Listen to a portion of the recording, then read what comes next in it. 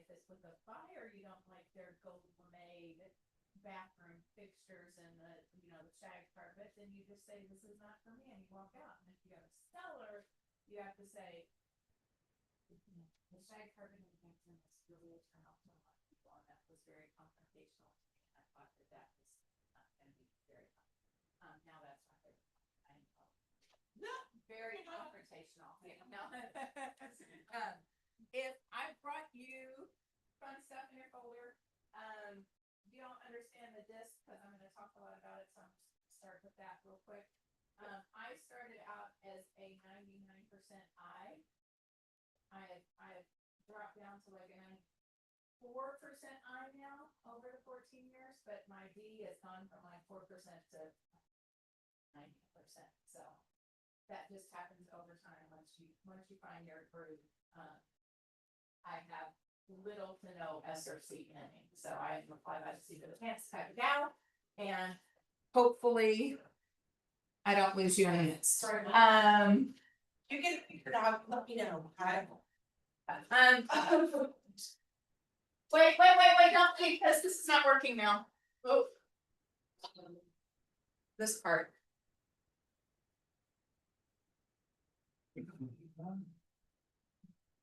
It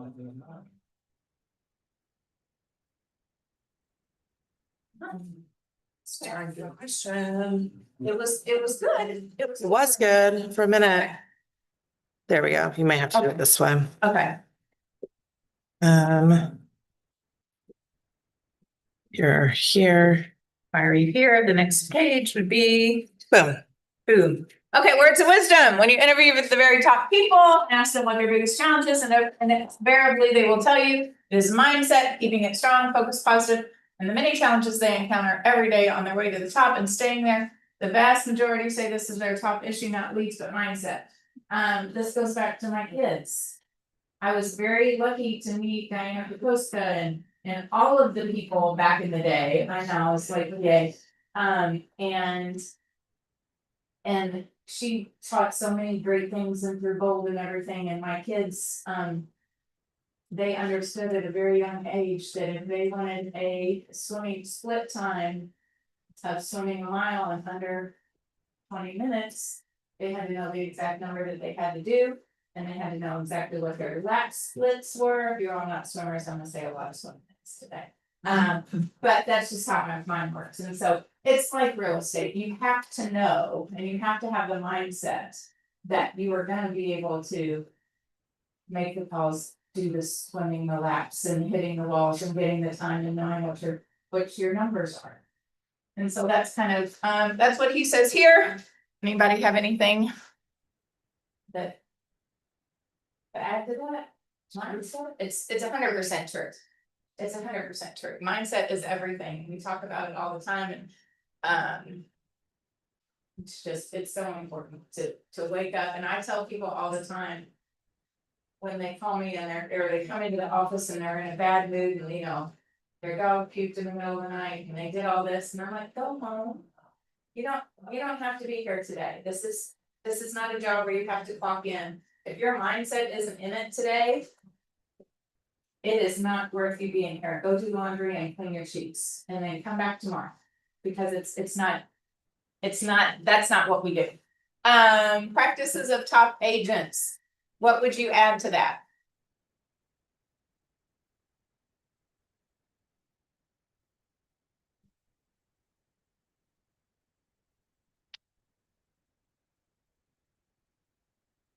Love to hire a coach for accountability. That's why I'm sitting here right now, is because I came to the realization after going and taking Diane's class in Texas in October, that my whole previous year was, it was in my head. And I had let, I mean, and I had let my take over, and I needed a reset. And there's just no amount of money that you can, there isn't equal whatever for, but if you're a coach, they can change your mindset. You know what I mean? Like what they can help and reset you, and That's the biggest thing that's held me back and throughout my career. It's like frequently sell like larger properties. And I had 3 set up that were 7-figure properties, and all 3 of them fell through. And when that happened, I was just like, so, yeah, That's a, it was, yeah, yeah, I thought I was able to bounce over those things, but it just fell. Yeah. Yeah. alright. Going back, yes, Stupid ways that thing. Yeah. Things that happen. there. And so. Nobody in the back row, yeah, nope, nobody in the back row. Yeah, I'm that person, second row, first row. I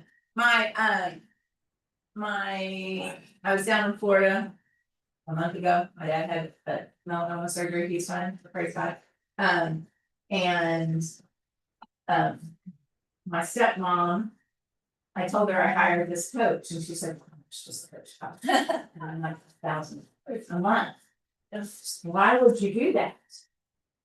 And this was the first night of the first night of conversation. I was there from Sunday afternoon, Sunday late evening, late afternoon to Wednesday midday. I got 5 houses under contract when I was in Florida.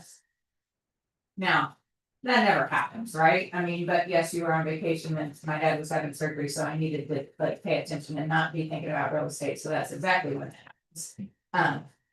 But I did that, and I like remember that conversation about the coach. That and I'm like, do you want to know what my commission is gonna be from this? And is that $1,000 worth it? And she goes, yeah, I guess it is. And I'm like, yeah, it is, I promise it is. But so anyway. Use time efficiently and effectively, leverage technology. As I said, I do use AI. I have learned, I'm a PC just like Beth, and things that. The disc profile sheet that's in your paper, that was AI. All I said was. Print me out a 1-pager of the disc profile and explaining it, so everybody's on the same page, and it gave me that in 5 minutes, and so. Things like that happen and go good. So practice as a top agent, yay. 6 personal perspectives. You guys, have you studied this? Do you know this? Have you seen this before? You probably have not, I'm guessing. Gary Keller, this is Gary's foundation of how he teaches everything. You have to commit to self-mastery. The 80-20% principle is that 80% of your results come from 20% of your focus work. We do a lot of extra stuff that doesn't put money in our pocket. If you focus on the 20%, that actually gives you 80% of, and it's the Pareto's principle, it's everything. I mean, any kind of industry you look at, you could look at that 80-20 principle. But I'm so angry now after reading the one thing and knowing the 80-20, like when I'm caught in the 80, I'm like, this is a waste of my this is a time. waste of my time. I'm so angry, this should have been done, like. Well, and it's honestly, and people look at me, I am going to be 57 at the end of this month. Crazy. And people just assumed that I was not gonna jump into AI. And because I'm an old lady, whatever. But doing these handouts for you guys. Like I can spend 6 hours doing them, or I could spend 6 minutes. Like, let's get to the stuff that gets me money in my pocket and feeds my family. Moving from entrepreneurship, it's a hard word for me to say, to purposeful is step 3. We talk a lot about the triangle and doing the basics and not having the triangle upside down and not being entrepreneurial in the beginning. Let's just stick with what works. Being learning based, remove your limiting beliefs, and be accountable. And that's where the coach comes in. That's where Beth comes in. That's where I come in. That's where your MAPS coach comes in. Being accountable. This is exactly what I was talking. If you start with the models, if you look at your 30, 60, 90, and you start with your models and you start with your buyers and saying, here's what's really gonna happen. All the what ifs and the creativity and the funsies, onesies, twosies can come later, but you're stable and you're gonna start. When you start with the creativity, and think that I'm gonna go out and market myself, I'm gonna buy 90 blow up dolls that do this and put them all over the town, and then you run around all over the town. When you should have just been calling people and saying, hey, I'm new to the business, or hey, I'm in the business, let's do things that we know that work. So, this is pretty much what we're gonna come back to all day today. This is the 7 steps of the buyers. If you look in your packet, I have made, the home buyer checklist. Okay. That is my version that I've been using for years and years, and it actually works well in Lexington because it's about horse racing, I think. Home front, home work, home stretch, that's the horse racing part, I guess, and the home advantage. That's my copy that I give to all the buyers all the time. And that's similar to this. Maybe a little more detail, maybe I'm missing out on some things, but I think it's so important for people to know exactly what they're getting into, right? Nobody wants to know that, oh, that happened to me yesterday. I wasn't prepared for that. They want to know this is probably gonna happen in the next 3 days, right?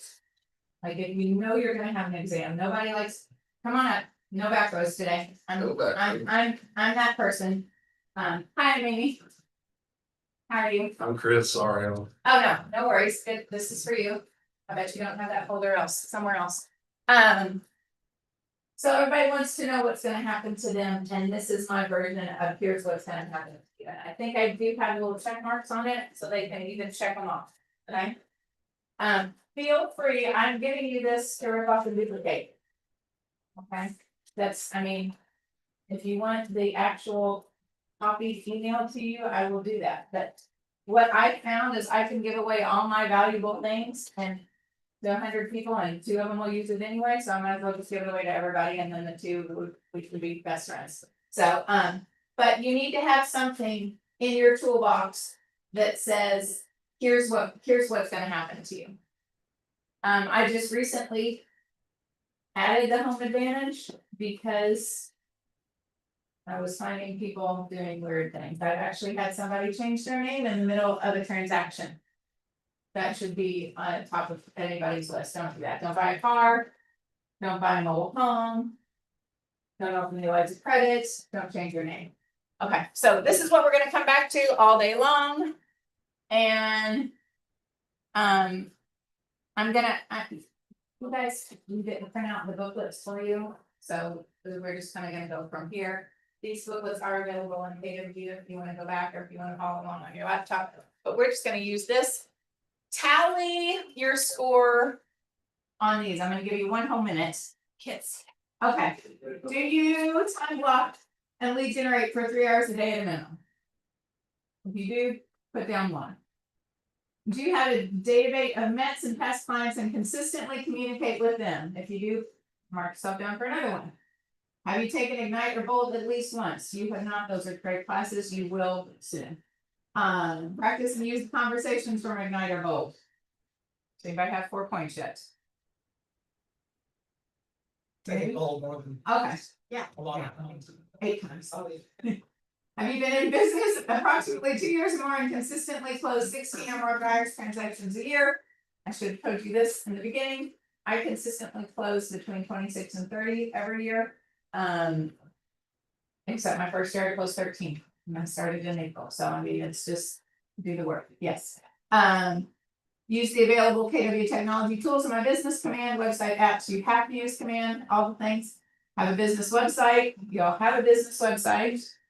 Do you give it out to people? Do you know that your business website is your name, ammydixon.kw.com? And you have that website, you all use that? Anybody? No, okay. You might open up your website today. For funsies.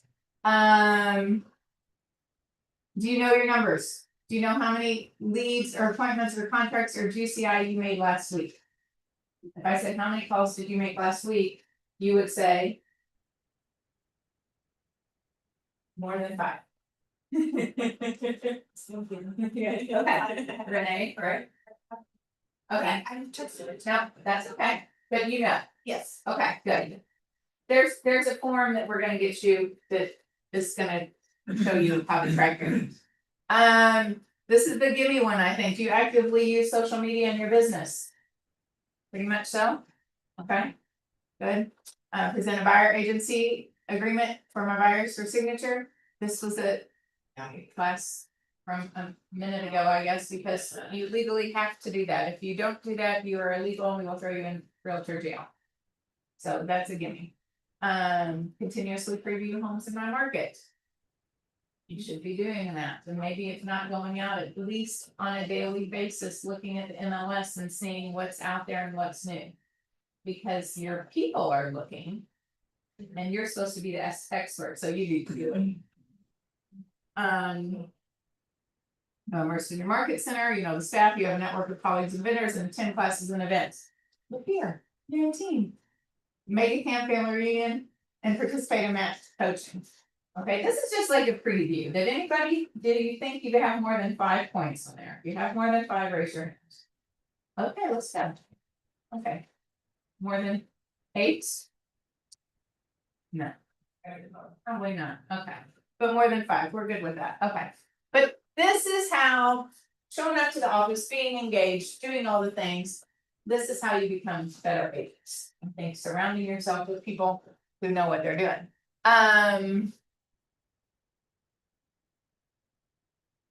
This, I'm supposed to talk about, be engaged, don't be a prisoner in here, etc. Just be engaged, okay, get the most out of this. Leads to appointments, so, what are your lead generation sources right now? I would say, how do you get new leads? What was your name again? I can. Also referrals. How long have you been in business? It's my 4th year. 4th year, okay, Mine mostly comes from my database. okay, good, We have 2 farms, I do QR codes, and I have 50 first dates. tell me about 51st dates. It was on MREA, so Okay. I target someone that I think will be good for business and I take them to coffee. Yeah. Just, yeah, no, everybody's 51st date. It's a little different. Well, What's your different. 51st? I don't do 51st dates. Yeah. I tried it once upon a time and it was coffee, but I hate coffee, so it was like. I felt weird going to get hot chocolate. Yeah. I don't know, it's not adult like, I don't know, so. That's one of those limiting mindset belief things, so, and using the KW technology advantage, let me get to my right page here, your mindset. Getting the most, don't engage, okay,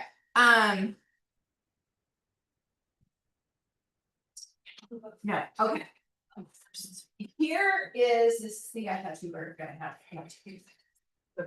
Hello. I'm Amy. Hi, Amy. Very nice to meet you. I'm going to.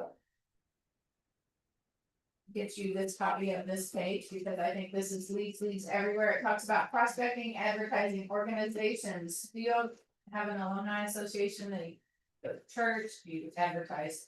In your PTA or school or veterans association, anything like that? Anybody do anything like that? How about country clubs, gyms, personal trainers? Team sponsorships? Sports or boosters club? That all the sports. That would be lovely.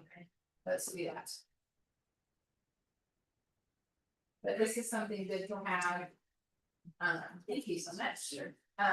Just to get kind of jog your mind, right? What you can do.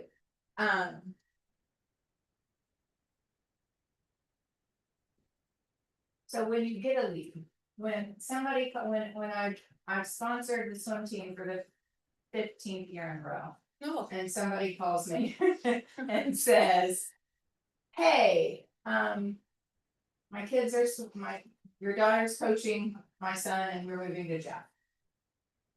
Then what do I say? What do you say if somebody calls you out of the blue and says, we wanna move to Jeff and we don't have a roof? Or we wanna move to Luxembourg? What's your timeline and how can I help? Okay, what else do you say? I usually, I'm sorry. No, I was done, I was just looking at you. I usually contact them and just say, you know, I know people in the area. And I'd be happy to try to find an agent that would be. Work for you. Okay, And what then- happened if they're here? What do you mean if they're here? Well, Okay, I same, wanna move same, into your neighborhood, yeah, same thing. okay, okay, what else do you say? They wanna move into my neighborhood. Yeah, sure, The golden letter. okay, I can help you. Would you like me to send a letter to everyone in my neighborhood? okay. Okay. Mhm. Yeah. We're talking about that, thank you so much too. Okay, what else do we say to these people who just called us and now we're on the phone with them for the first conversation? What's motivating you to move? Yeah, yeah, what's motivating you to move? Yeah. Yeah, About moving to town line. okay, What you looking to spend? how much are you looking to spend? Have you been pre-approved? Yeah. Okay, That's a good one. that's, That's a real good one. it's really important. Oh, good shirt. That's one of the first things. I never ask if people have been pre-approved. Here's my Amy tip, the first Amy golden nugget of the day. I never ever ask people if they have been pre-approved. I say, so are you gonna be paying cash or are you gonna need help with financing?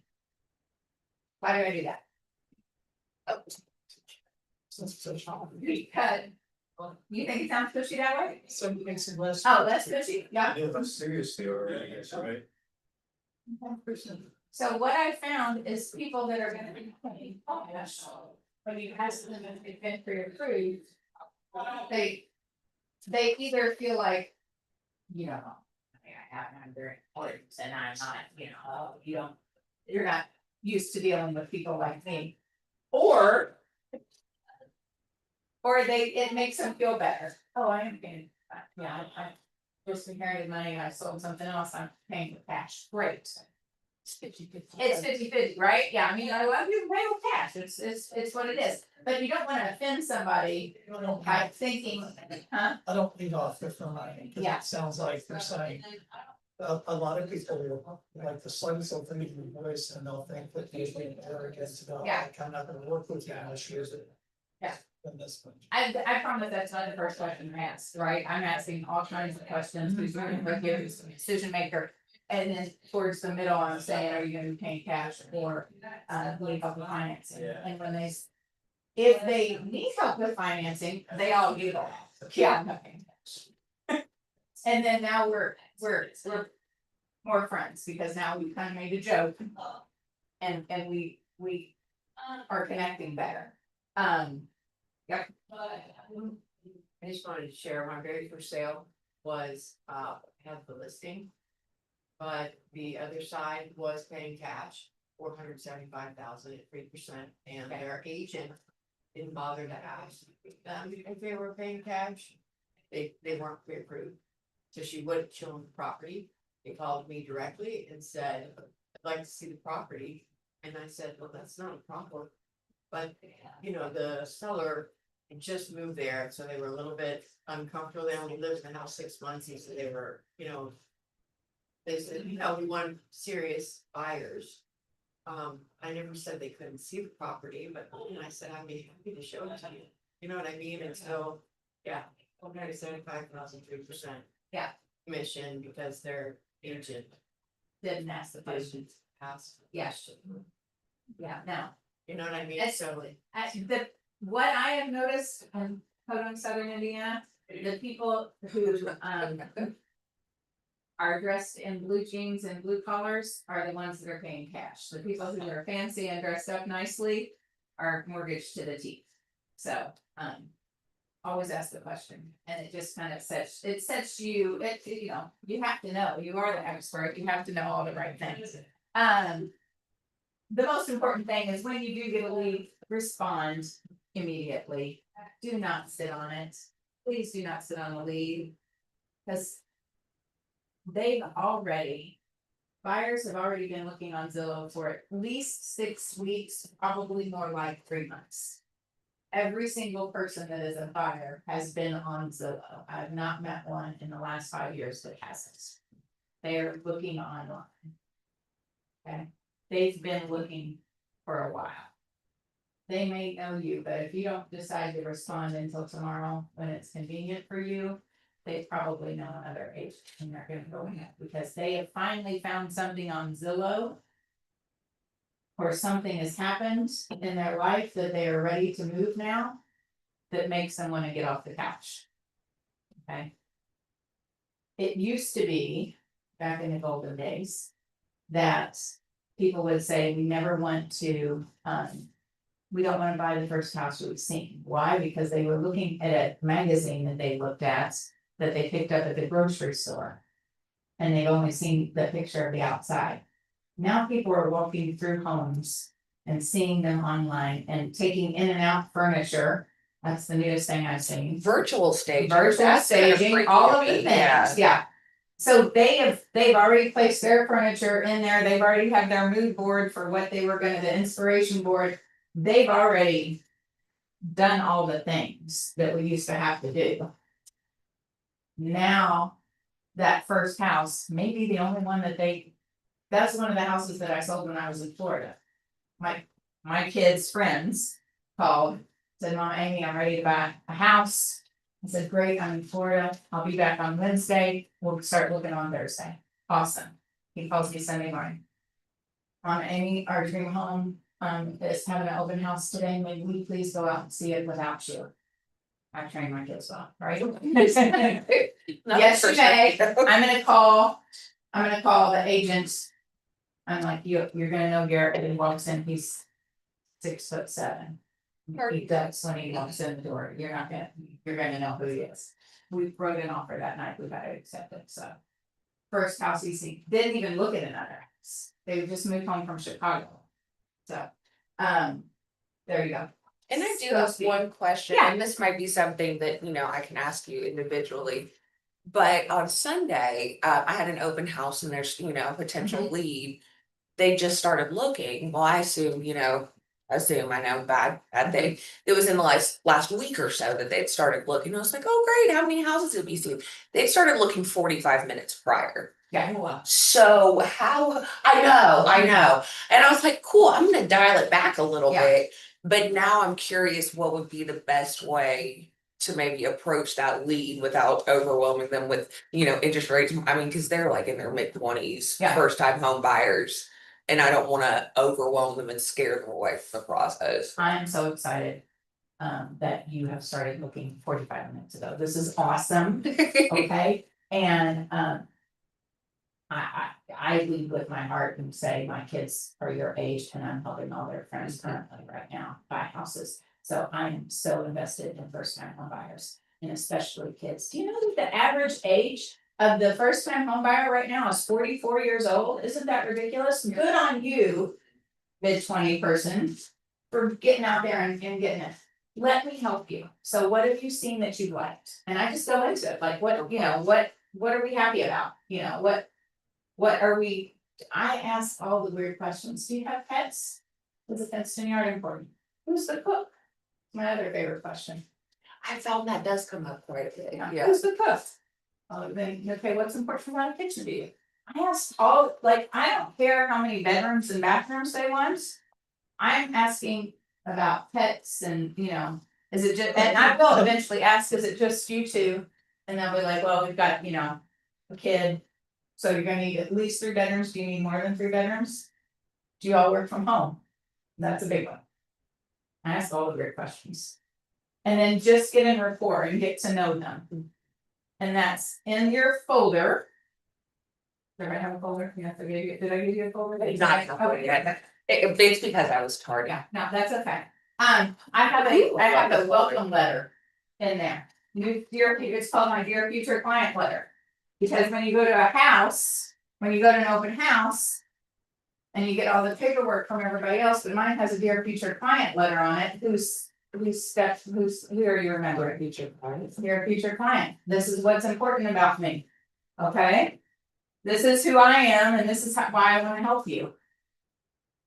Okay, my tagline is, if you look at my card, you're gonna see there's a big A+ on it, but it is not an A+, it's an A positive. And I am the key to a positive real estate experience. Wow, love that. And so people look at me all the time, A plus, I'm like, no, I don't need to be held to that standard, I'm human like everybody else. But I'm gonna ensure that this is a positive experience for you. So, but yeah, having a, just getting to know people and being real.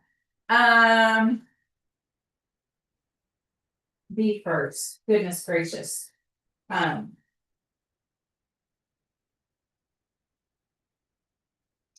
We do have to classify by being able, ready, and willing, right?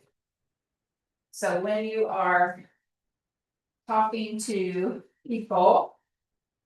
So that you're all on this one side now, there we go. Okay, you need to decide if they're able. Okay, and if they're ready. And if they're willing. Because what happens if they're willing and they're ready? But not able? Then there's no. They can't get financed, okay? What happens if they're financed, but, she's 7.5 months pregnant and knows that they can't move before the baby and doesn't wanna try to be squeezing it in right now? Well, she needs to do better. Well, I have people who are so willing and mentally ready, but she's pregnant. And his credit isn't quite there, her credit is there, and so we kind of looked and tried to push it, and now we're like. See you in May. Cause they're just not ready.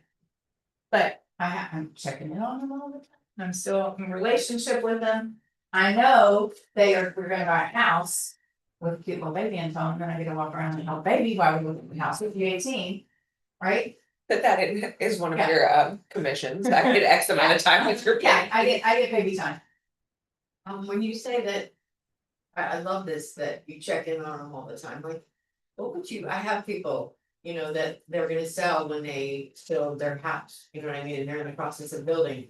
And I've known forever, I'm not really sure how to check in with them, that maybe feels just comfortable and not like. Don't forget I'm here, you know what I mean, like, or what. Authentic. Yes, it's Yeah. kind of friendly, like, Hey, what would you say? How do you Hey, check in with them? I'm was just in Lowe's and I saw the price of lumber went down a little bit, good on your house building prices going for you. I mean, I call people for, hey, I was just driving past your house. Hey, I was in the neighborhood, hey, I saw that a new house in your neighborhood is going up for sale, you want me to send you the price that it's listed for? That's what And- they want. That's what they want. I went to a listing last night, funny story, my phone rings, it says Dana Falkenberg, KW, Michigan. I just met her family reunion, I guess, I don't know who this is, and I picked it up and she's like, hey Amy, how are you? I'm like, I'm great, Dana, how are you? And she's like, well, the kids are moving back up to Michigan finally. I like have no clue. 5 years ago, Dana Falkenberg sent me a referral of her children, I got there eventually, but like. Take better notes, in your, where it says company in your phone. Write all the things in there, like. There's notes that There's spot for notes, but like it comes up, instead of saying KW, Michigan, I should have put KW, Michigan. Mike and Shelby Mashinsky. And that'll all pop. And then it all pops up when they call. Another tip. So you have to talk to people. I say if they are able and ready and willing, if we find these magic people, I can get them and I could have an accepted offer in 14 days, probably, at least. And I can get them to close. Garrett and Jenna, the people who wanted to go see the open house without me while I was in Florida, they closed in 20 days. Cause they had their stuff together. Like it happens, we had cleared to close. I think it was even less than 20 days. I'm thinking what, yeah, anyway. We had cleared closing 9 days, it was been crazy, it was the weirdest thing that's ever happened, like the stars were all aligned. So you can get people, they can be moving, but you also have to know their timeline, that's what's most important. Because it's not about me. It's never about me. And if you were at family reunion, one of the keynote speakers said that the hero of the story should never be you. The hero of the story should be the people. She was amazing, yeah, right? Or he, which would he, was it he? That was him? But yeah, like, yeah, it was him. So you determine able. You guys should have your local lender that you could go to. My local guy is Kyle Craig. His kids are George and Catherine and Teddy. And I've seen them in the bathtub because we FaceTime all the time, and he's like, let me, get this, and they all know me as Aunt Amy, and I'm the duck lady, and like, we're tight. He's my person. And when people say, who do you need as a lender? I'm like, I'm gonna give you 3 lenders. But when my 2 of my 3 children bought a house, because the third one hasn't yet, because she's 23, when 2 of them, they used Kyle. What better endorsement is that? I mean, like when my kids are using somebody, that's who you use, right? So anyway. That initial handoff is very important with your lender. I think we're talking about being able. I always put it a group text with Kyle, and my group texts are hilarious. Because I always start off with. Hold on. There we go. I look up Kyle. Shoot.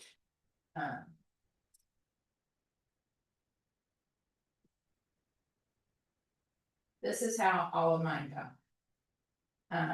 Jacqueline and Kyle.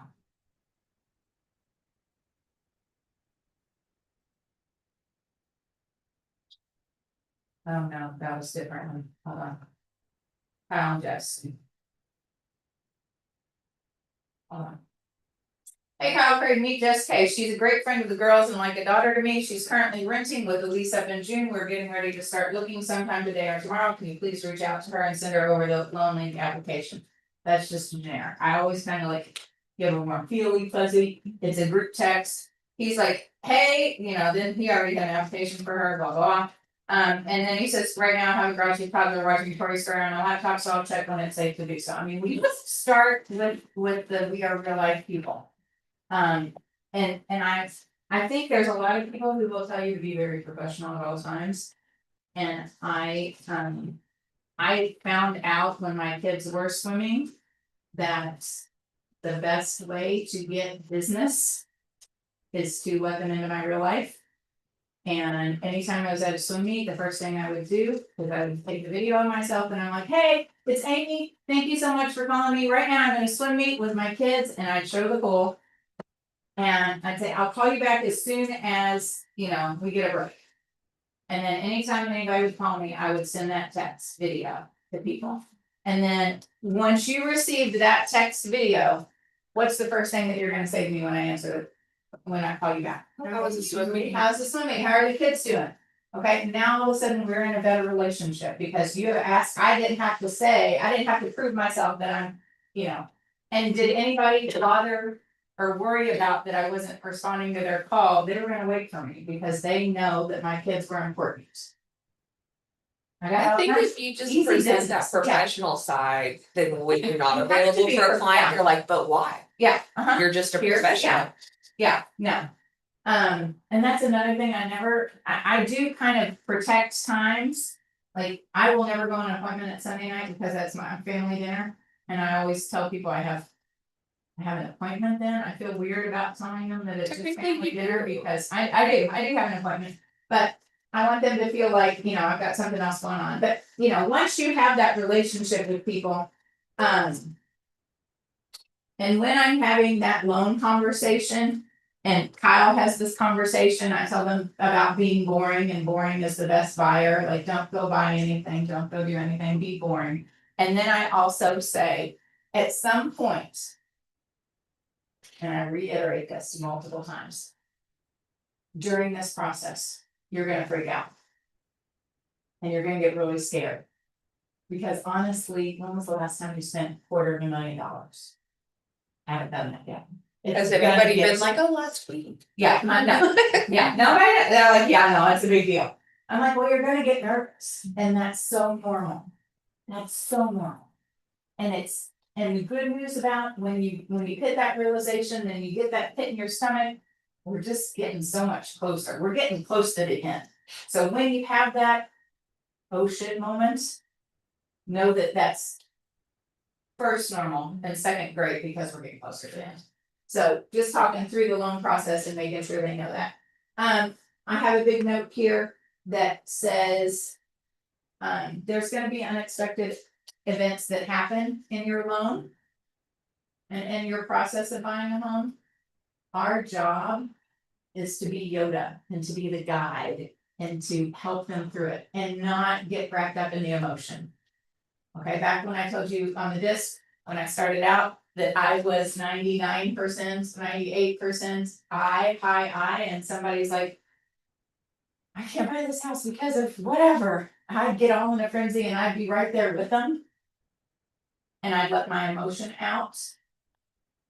And it would just exacerbate problems. Okay.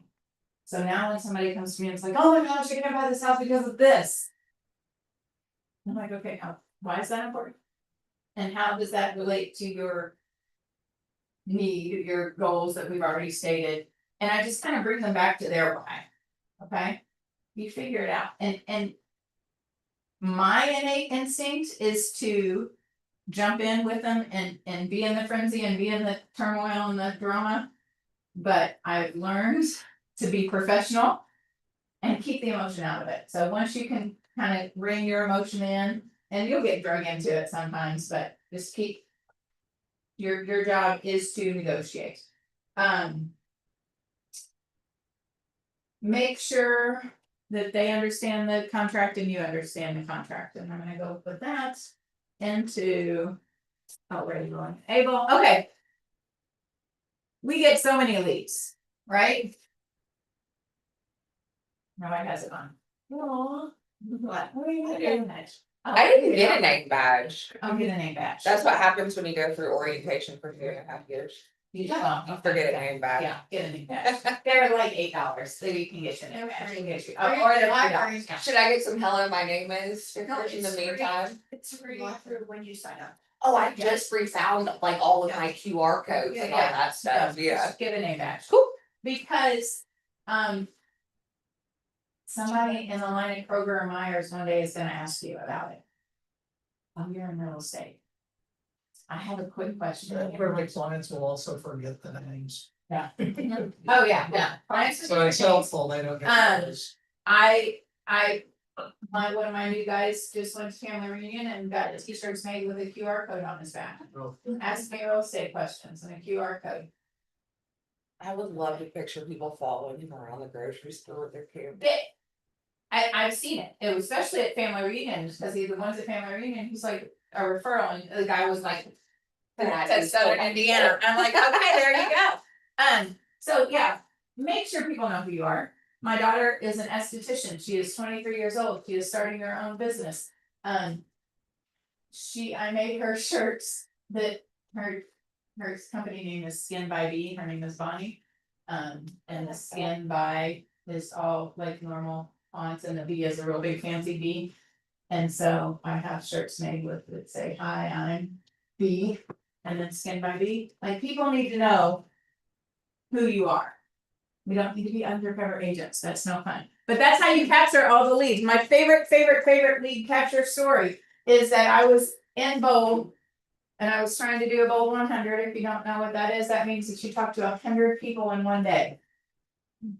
And you say real estate to them. You're trying to get contact information. And so I had been calling people all morning and doing all the things, and I was hungry, and I went to Wendy's, and I was got in the drive-through line, and then I pulled over out of the drive-through line because I saw the inside was very busy. And I walked in and I got right in the middle of the whole line of people in the little old snake thing that you did at Wendy's. And I just turned around and I'm like, hi, y'all, I'm in class and I have to talk to 100 people today. I love it. Does anybody have any questions about real estate that I could answer, or does anybody know anybody that's looking to buy, sell, or invest?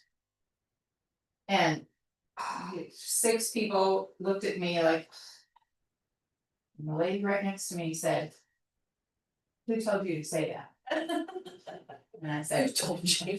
Diana, post on it, and I, me. We used to do those all the time. We used to do that, and she's like. I'm getting a divorce and I need to move and I don't know where to go. Yes, ma'am, let's talk. We sat down and we had lunch together. Okay, and then 3 months later, I sold the house and I helped her buy a house. Oh, I bet that's Okay, nice. yeah. So, I mean. Yeah, I could have gone to the drive-through, that would have been very much easier. Okay, and now. Every time I tell that story, I'm like, okay, ding dong, why don't you do that every single time?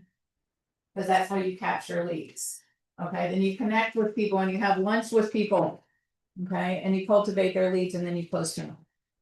Okay, I realize that one of the hardest things for buyers, agents to do sometimes is to say, can we meet? It sounds like the next step is for us to meet. Can we go ahead and do, let's sit down. I think the most logical step for us would be we sit down and talk about this. So, I have one of those folders that you need to be that out. I had an agent text me. last one. It's not gonna make much sense, but yeah. Oh, Thank you. she's on YouTube. Ah, She's on YouTube. Good. Yes, okay, well then hi. And she can hear me and I forgot I was on YouTube, so now you've reminded me that I'm on YouTube and I'm gonna be all weirded out. Julie is on there. Yeah, hi, Julie. Okay, we capture the leads and you all are putting these people in your command, correct? Yes. And how many leads do you need to have in command to sell $100,000 a year? 14. Did I just make that up? You just got that. Cool. Okay. How many leads? You're so close, 201. Oh, for the year. If you're gonna make, yes, I'm not gonna. $100,000 this year. You need 201 people with 5 points of business information, 5 points of contact information. And you need to follow up with them. So what are the 5 points that you need?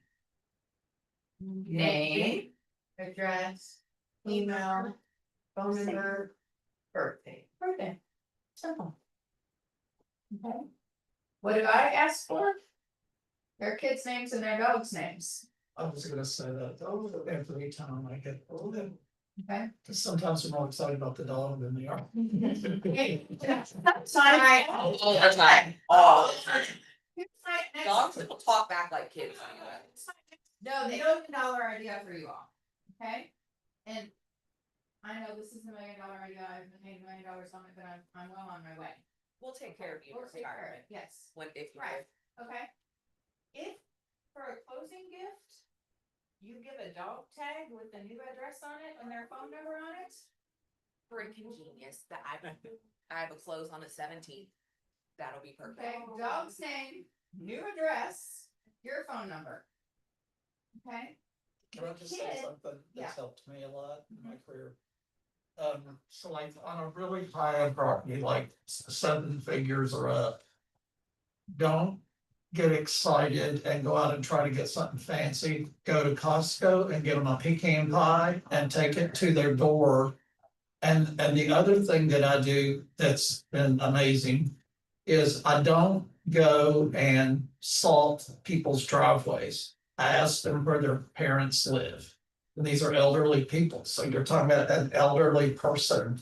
And I go, and I don't even schedule it, I just go salt them and then go back.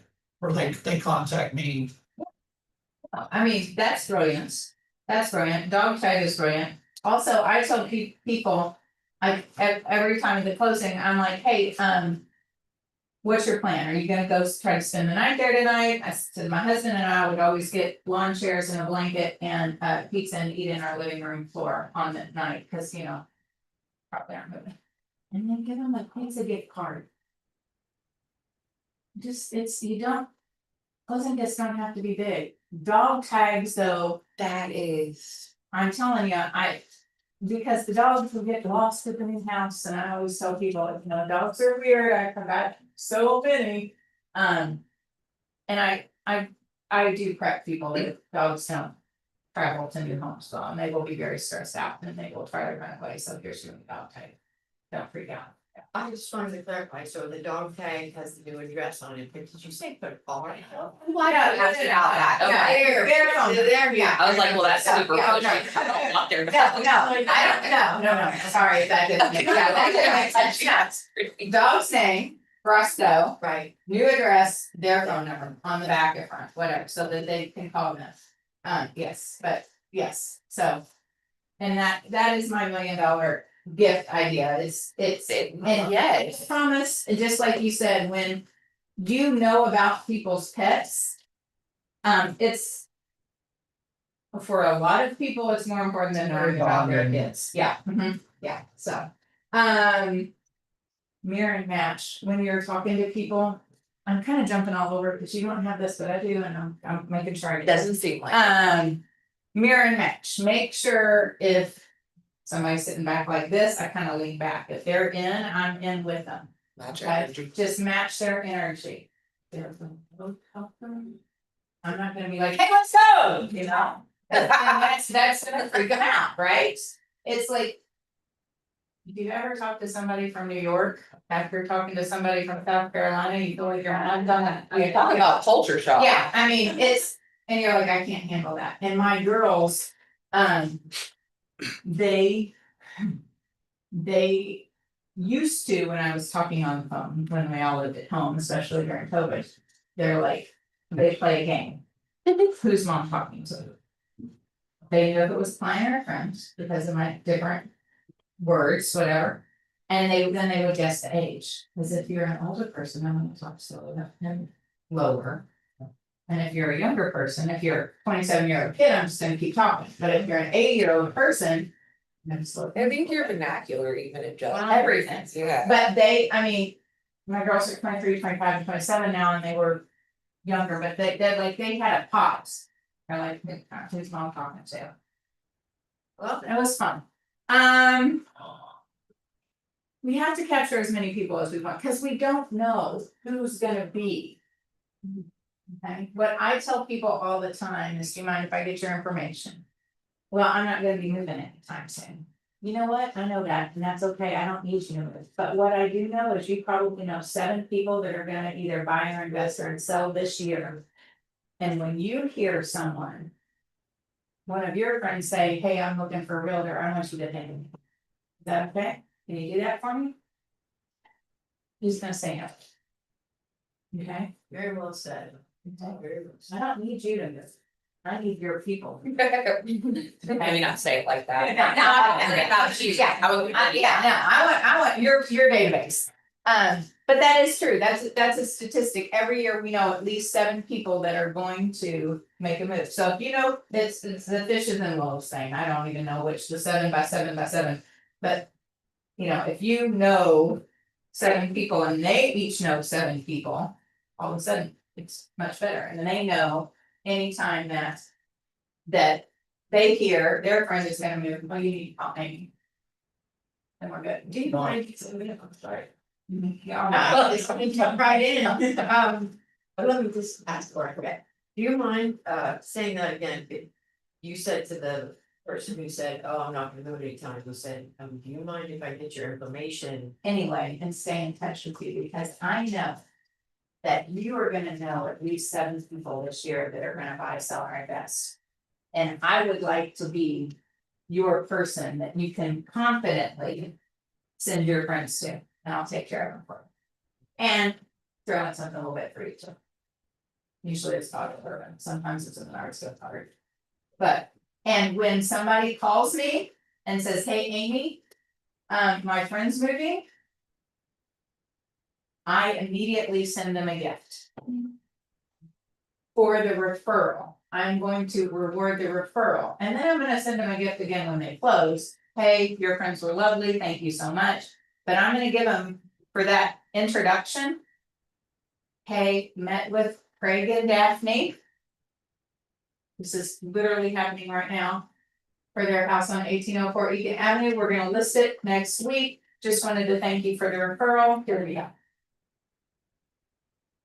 Okay, everybody likes bourbon, or want to get that bottle of wine, or if they're not alcoholic, give them, come on, pop. Doesn't matter, yeah, Costco, whatever. but reward the referral. Say Hi. Hi, look at you. And I want you to notice nobody's in the back row. Good order. Wait, that was a rule? That, no, I told you, no, I said it was the rule. This is good. I love it. Okay, and when we connect, we are auditioning for the chance to be their representative. That's all there is to it. Hi, have you, that's what I do at open houses all the time. Oh, are you out? You know, just, is this your first time out looking at open houses? How long you been looking? Do you have a real estate agent representing you? No. Do you mind if I interview for the job? I'd love to interview for the job of being your real estate agent. Some people seem like they're taken aback when you're like, are you working? And it's happened only a few times, like, oh, are you working with an agent? Yes, like first of all, you're lying. First of all, you're lying. Yeah. Yeah, when you get offensive, you're lying. And so, Right. and so How when do you people, handle those situations? oh, great, who are you working with? Yeah. Yeah. I had somebody write a fake name down on the sign-in sheet, and I was like, that's adorable. Yeah. You might as well have Yeah. written John Smith. Yeah, no, who are you working with? And then and then my answer all the time is, I'm working with Brittany. Oh, I'm not familiar with her, but if I am familiar with her, even if I don't like her, I do like you, that's not you. I think she's a great agent, you're in good hands. Okay, there's not enough time in the world to like be Argue. snarky with people. And I don't, and I tell all my new baby agents, I'm like, I want you to meet all of the other agents too, because at some point. You're gonna send them an offer, and they're gonna have an offer with Amy Dixon's name on it and Bob Smith's name on it. And they're gonna be like, oh, Amy was she was so nice, I love working with her. Yeah, Going to events. yeah, you have to learn to know people and talk to people and make sure they know your name. So we're connecting with our buyers and we're also connecting with other agents. There we go. This is where the disc profile comes in. So if you pull out your disc piece of the paper, and Julie, was that her name, Julie? Pull out your disc piece, oh, she's gonna copy it to her. This was in color and it was so cute, but I don't know how to work your copier, so it's not in color anymore. Either just ask for But yeah. So D people, they are, their biggest trait is dominance, they want results. They like to win, they like challenges, they like control, they are direct, they are decisive. This is my favorite part of this whole piece of paper. Here's the best phrase. Here's the fastest way to get this done. They don't want to be messing around with people, okay? I love it when people show up, influence, because when you're at an open house and you see an I person, they're like, I love the neighborhood, tell me, oh, there's sidewalks in the neighborhood. They don't care about the house. They want to make sure that they can walk around the neighborhood on the sidewalks and be safe with their stroller in the pool. It's a pool? Right, they don't care about the house. The house is someplace to live. They care about the outside and the friends and all the people and the parties that they can have in the backyard that can be great for the kids for the parties. Okay. It kind of goes through the strengths, the stress behaviors and how to communicate. And then this front page is me, the back page is my husband. Okay, steadiness and conscientiousness. Harmony, they're calm, they're loyal, this is when you slow down and talk with them, and let's walk through this together. These people are, this back page, these people are nervous about doing the wrong thing. Okay, they don't wanna make a mistake because they are very right all the time, because they avoid the conflict, they have the high standards, they're really good at planning. My oldest daughter, in a race would rip her own arm off and beat you with it to beat you, okay, like she's just gonna let it no cost, like she's fierce. My middle daughter, if we're going to a amusement park, has the plan all written out, knows when to go where and how to go where, and then my oldest daughter is just like, just follow Hallie because it's right. Okay, we've already figured it out, let's just go. So no use arguing with her, she's done. Overthinking, perfectionism, slow decision making. This quick recognition tip part, talks fast, focus on results. Listen, Scared learning's away. How do you call back and you talk in their language. okay. Yeah, you have to talk in their language. Because they don't need to know about the sidewalks and the pool party, they wanna know how many square foot it is. Cause he has all the things, they're Yeah. different. Yeah. Architects and engineers. Architects and engineers, yeah, I need to know, it needs to have 4 bedrooms, it needs to be at least 2,500 square feet. It needs to have 3 bathrooms because I got 3 daughters and I need at least 4 sinks. And they're like, that's it, that's as much family or feeling as you're gonna get out of them, that they have daughters. But you want the results, and I've been pre-approved for this much, I'm willing to go to this part, I don't wanna go all the way up. They know their numbers and you just have to speak to them in that, you don't, and that was the hardest thing for me. Because being a huge I person. I wanted to learn all about their family and what their dog's name was, and they didn't care. They wanna know. I was afraid there's an eye. There has to be an eye somewhere, yeah, you got to connect with us. But, this quick recognition tip, tell story and build relationships. I's, listen carefully and avoid conflict. S's, ask detailed questions. Okay, that's a C, they're gonna want to know every single thing. And they are gonna be afraid of making a mistake. Yeah. Okay, so you have to reassure them. This is how the process is, and this is why telling them exactly what's gonna happen before it happens. A D's not gonna read it all the way down. The D's gonna read the home front, homework, home stretch, and be like, okay, that's good enough, she knows what she's talking about, she'll get me through this, okay. And S and C really is gonna wanna see each step, and then they're gonna look at that page that I gave you, and they're gonna say, okay. So after the inspection, how many days until the appraisal? Right? They wanna know the details. And if you can say. After the inspection, usually within a week, we're gonna have the appraisal, and that's gonna take. Anywhere from 7 to 10 days at the most for the appraisal to get back. If you can say that before they ask it, you're winning the game. Okay. The golden rule. Communicate with people the way they prefer, not the way you prefer, and that's, I've lost lots of people. Before I figured this out and mastered it. Because I was coming in with all of my eye and my happiness and my, kids and my family and So my you pretty really and felt my like flowers. This, I ran people away, just had them flee. No, nothing like scaring Yeah, people with no, yeah. kindness. Yeah. I'm like, why don't you love me? We sell your nose. Okay, so basically in here it talks about this, everybody knows what your style is, right? You know what your style is? You know? Do you have to have just one? No. I was like, we're gonna have a combo there. Come on, what do you think? Yeah, DISC. I'm kind of like a little bit of all those things. Generally, I have one that's high. And you can have them all kind of in the middle, but there's usually one that peaks a little bit more. I would say I'm an S the Okay. most. I think I'm gonna be G and I'm a high, Mhm. A high I like it. Yeah. I'm kicking down doors for the I people, I'm like, these still are my people. Okay. You don't have it? It's a little bit of English, because I'm curious. Maybe an S, okay. So anyway, whatever you are. If you're an S or a C and a high I comes in, you're gonna have to ramp it up a little bit. Okay, you're gonna have to, Oh, I'll get Ask- it, yeah. that's okay. you're gonna have to ask how old their grandbabies are. Cause they wanna tell you about.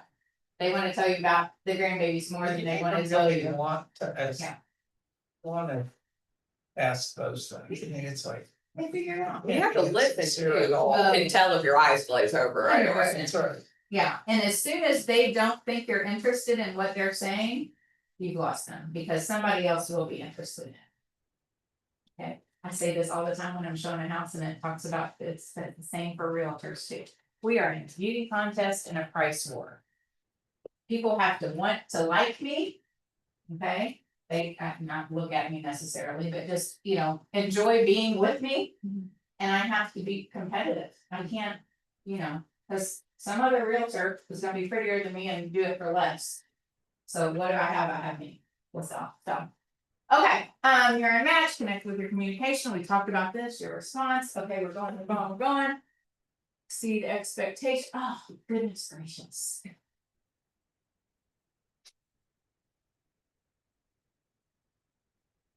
So I really need to do the numbers, but I think my 10th extra kid, like I had 3 girls, we had a lot of extra kids. We bought the house because it had the basement where we could have all this on the parties. I think my 10th extra kid is right now buying a house. Her name is Jess. And You were that house where all the kids came. I'm the house where all the kids came, yes, yeah, so I can make 50 pancakes like nobody's business, that's what I did. Are you for rent? Maybe, maybe. There you go. So exceed expectations, so Jess calls me, I wanna see these 2 houses. I'm like, girl, did you just see the house on 925 Mix? No. Oh, wait, yes, I did, I actually drove by that. I thought it looked expensive, I'm like, it's $5,000 over your price. That you know, you're pre-approved for, but you didn't wanna go to it. I think it's probably worth going to look, because I think it hits all your buttons. Okay. She was looking at a lower price range. The pisser of the part of this story is that we didn't get it, it went into multiple bits, but, we're in there and she said, this house exceeds all my expectations. I wanted 2 baths, it actually has 2 and a half. I wanted a backyard, this is a fenced backyard. Like when you can add something to them, cause she was like, cause I was gonna go ahead and put a fence in a regular house. Well, I'll spend $5,000 more and you already have the fence, and you can let Reggie out right now, her dog's name's Reggie. Reggie out right now, and you move in.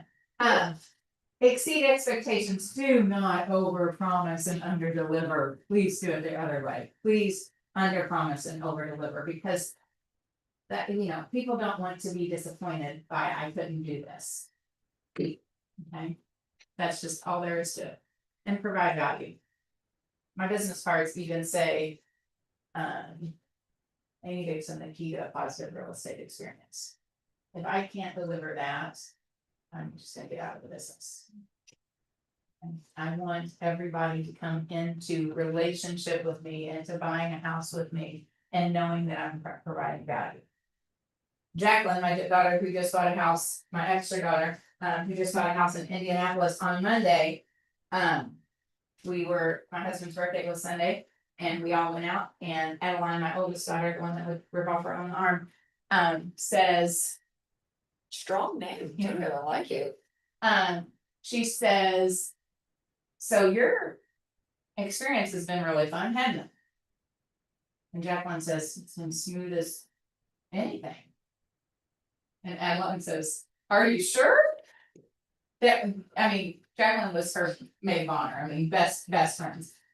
And Jacqueline says, yeah, and I said, Adeline, she has an excellent agent.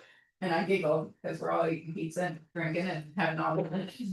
And she says, do you not know that the agent in Indianapolis was fighting with mom because she was convinced that I didn't have that I wasn't a real realtor?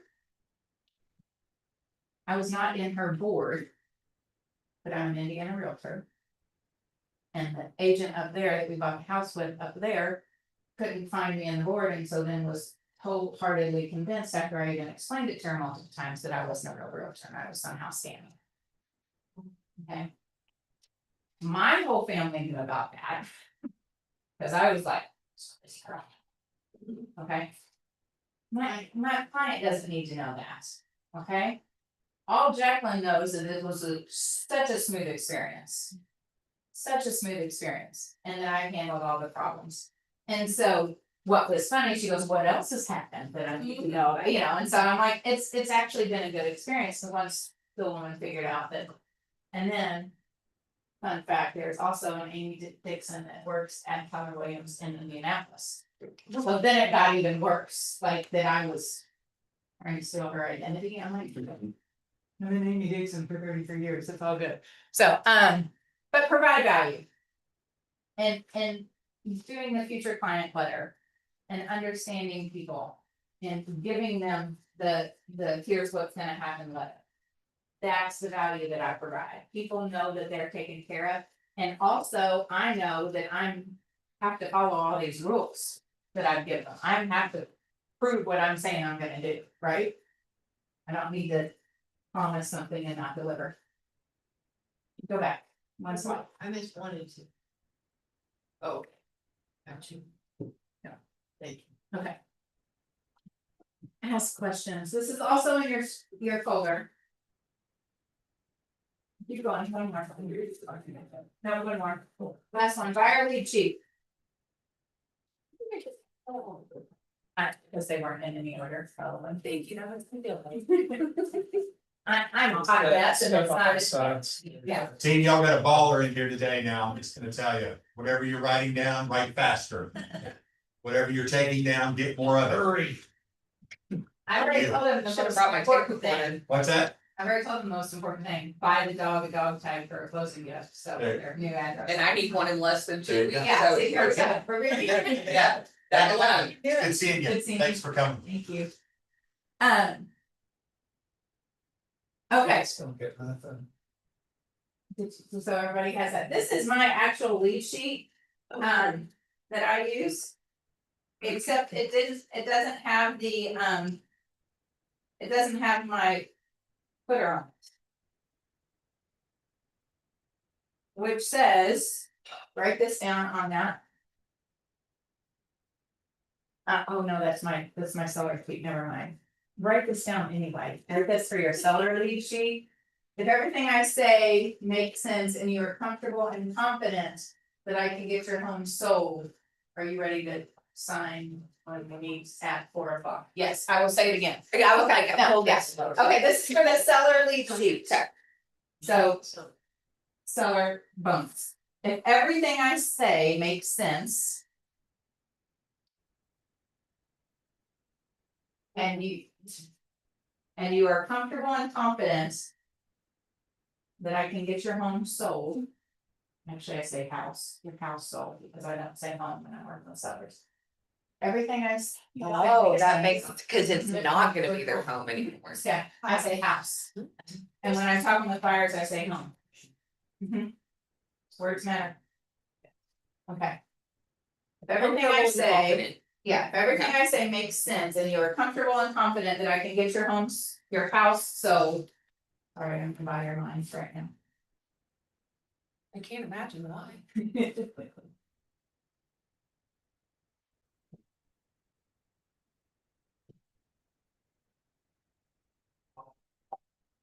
And then I say, are you ready to put me to work? On Friday at 5 o'clock when we meet. Are you ready to sign paperwork? I usually say, are you ready to put to work?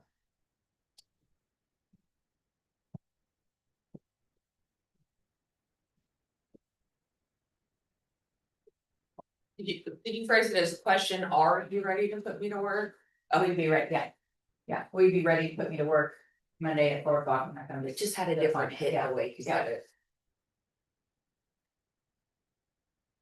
You say, is it when you're making the appointment that you would say that over the? Yeah, cause I do a seller lead sheet, same exact same thing, and I call everybody usually when I've set the appointments.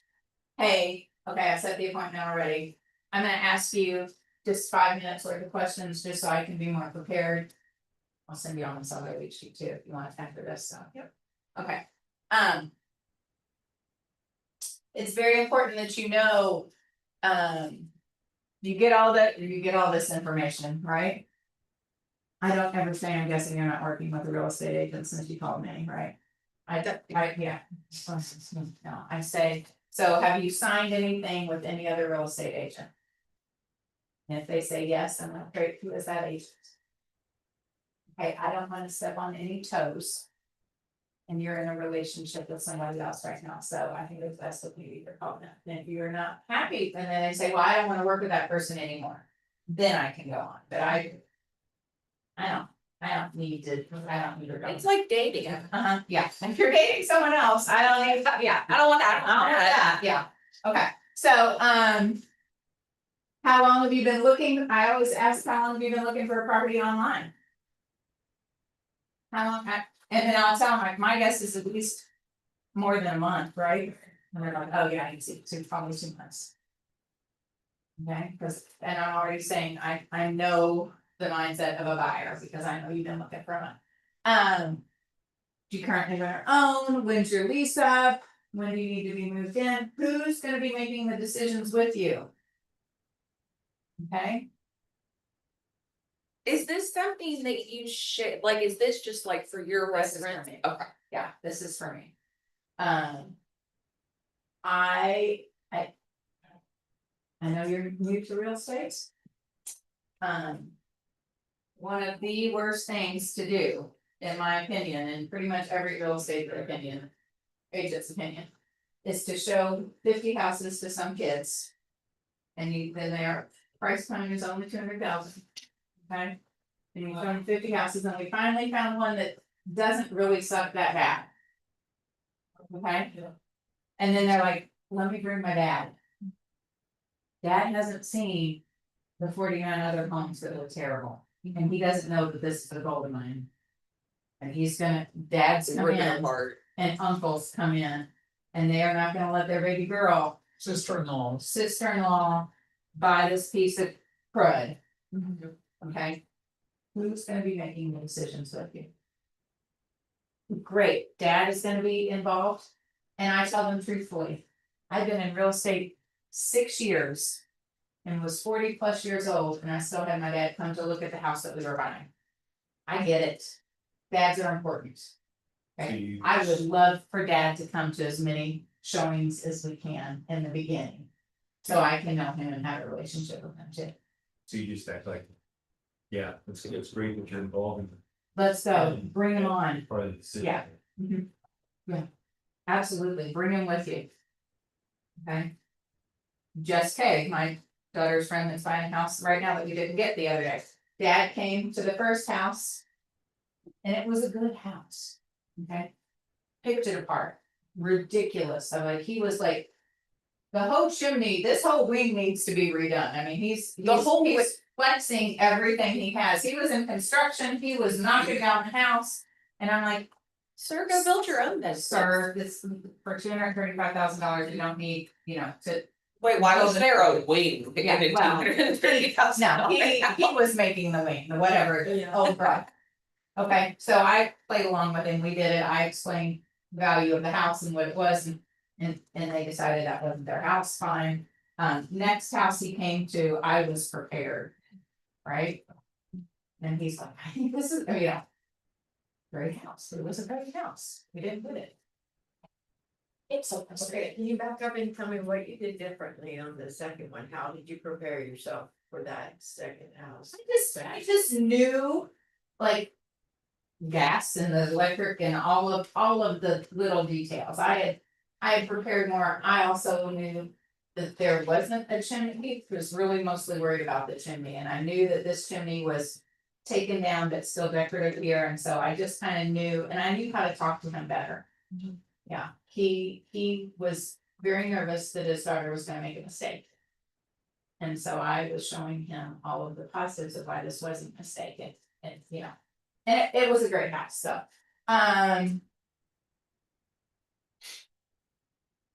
Pre-approved, your method of financing, cash or mortgage. Okay, why exactly are we moving? Why are you out looking for a house right now? Oh, you're moving home from Chicago. Okay, and you're living in your parents' basement. Absolutely, how fast do we wanna be out? Yesterday? Okay. Why are we moving? Well, I inherited this house. And I just sold it, I inherited this land, I just sold it, now I have money and I'm ready, I'm not in a real hurry, but I want to do something. So, And then my next question that I love, if I were to find you the right house at the right price tomorrow, would that be a problem? If I could get you in this house by the end of March, would that be a problem? No. Oh, I'm not ready yet. Like, I was thinking it had to be after Derby, because that's how we sell time in Southern Indiana, right? Pre-Derby or post-Derby. Okay, I thought it would be after Derby. I'm not real ready yet. I wanna get my affairs in order, whatever those are, but know when they are, you know. What is your motivation to buy? I do go back to that 80-20 Pareto's principle all the time. And I tell people when we're rating houses, and we'll get to this later, there's no such thing as a 10. You are not gonna find a perfect house. Okay, we're gonna find an 80% perfect house, 10% that we can learn to live with, and 10% that you can change. So when I ask you to rate a house on a scale of 1 to 10 and you tell me an 8, in my mind, we're writing an offer that night. Okay, if you told me a 7.9, I'd be like, okay, well, we're making an 8. Okay. If you say a 5, I'm like, okay, let's move on. But I set the expectation, don't tell me 10, there's no. Have you ever found a perfect guy to date? Yeah, I'm going for a divorce, what are you talking about? Yeah, we're good there. Okay, so usually cheap. And this is also, if you go to KWU, all of this is in here, so you can see all of that. Then we're close to the appointment. Do not be afraid to ask for an appointment. Okay. The only place you buy things that people aren't saying, would you like to buy this, and they really still are, is the grocery store. As you need it, you're going to buy cottage cheese, you know, you see the cottage cheese commercials. Right, somebody is telling you, but ask for the appointment. Okay, ask for the appointment. So we've answered all the questions, we found some houses online that you liked. Next logical step is let me get you in touch with my preferred local lender, and then we'll go out and see a house, or let's come into the office. I always like to have them come into the office. If they haven't found something, you know, if they're not calling and saying, I want to see 123 Main Street. Come into the office, we're gonna sit down at my computer, I'm gonna throw it up on the TV, and we're gonna show you all the houses, and we're gonna discuss. Why some photographers make closets look like they're 18 foot long. And they really aren't, and how to figure that out, right? Some of these photographers work bad. It's tricky. Para, leave you, we don't have time for that. Okay, we're doing good, 12:30. Set as many appointments as you can, 20 minutes, this is such a fun game. Too, okay, like, set your timer on your phone for 20 minutes. Okay, put everything you need to have in front of you and call 15 people. Hey. I just wanna make sure you're correct in my database, and who do you know? Can I set you up, oh, this is my other favorite thing to find buyers. Can I set you up for my nosy neighborhood? Nosy neighbor alert system? And I kind of giggle when I say nosy neighbor, I'm like, it's, you know, I just named it that, it's funny, but would you like to know everything that's happening in your neighborhood? Anytime something goes on list, or is for sale, or is pending, or is sold, would that be of help to you? Not one person in the history of my life has ever said, no, I don't wanna know what's happening in my neighborhood. And I mean, 14 years, not one person has ever said, no, I'm not interested in my neighborhood. Okay? Set them up for a nosy neighbor. All of them, and I name it. That's nosy neighbor. Alert. And so I did that last night again for new sellers that are coming up. Okay, stay in touch.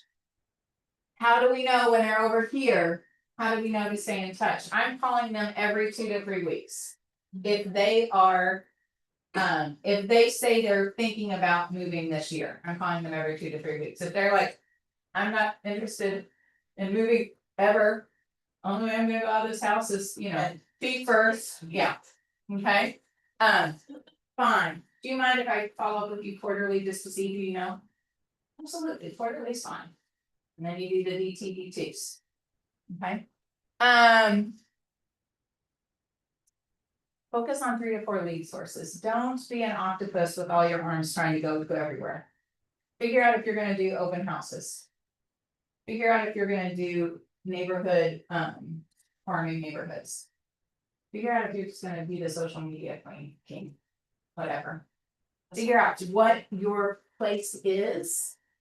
And give it 6 months. This is what I tell my new agents. Like, if you aren't willing to go all in for 6 months. Because the people are like, hey. Oh, I just got this phone, I'm gonna advertise in a funeral home. Oh, and I just got this phone, I'm gonna advertise on the grocery carts. Oh, I just got this call and I'm gonna get this guy and put it out with my name on it. Okay? Who's for five? Yeah, I mean, yeah, I'm not gonna do that, right? Yeah. Okay, call your people. Okay, your first and your GPS, your 411, your first row down should be your database. And if you aren't talking to those 201 people, you don't have 201 people, they're in your database. And then if you aren't talking to those 201 people at least quarterly, then nothing else matters. That's the one thing, your database. Call your people, that's how you're gonna get more people. Maybe the one thing that gets me motivated to clean up my contacts list. You know, because it's, Get the DTD too, I will find it for you, I will have it before we leave, I will. It's on our coach. Okay, it's on your coach, yeah, Created? yes, okay. New Year's Eve, DTD2s, yeah, New Year's Eve. Be like right after it's all over, I'll fire out like text messages, I get more leads off of that. Because they're all like awake and they're all, you know, it's yeah. gonna be a little dry, but anyway.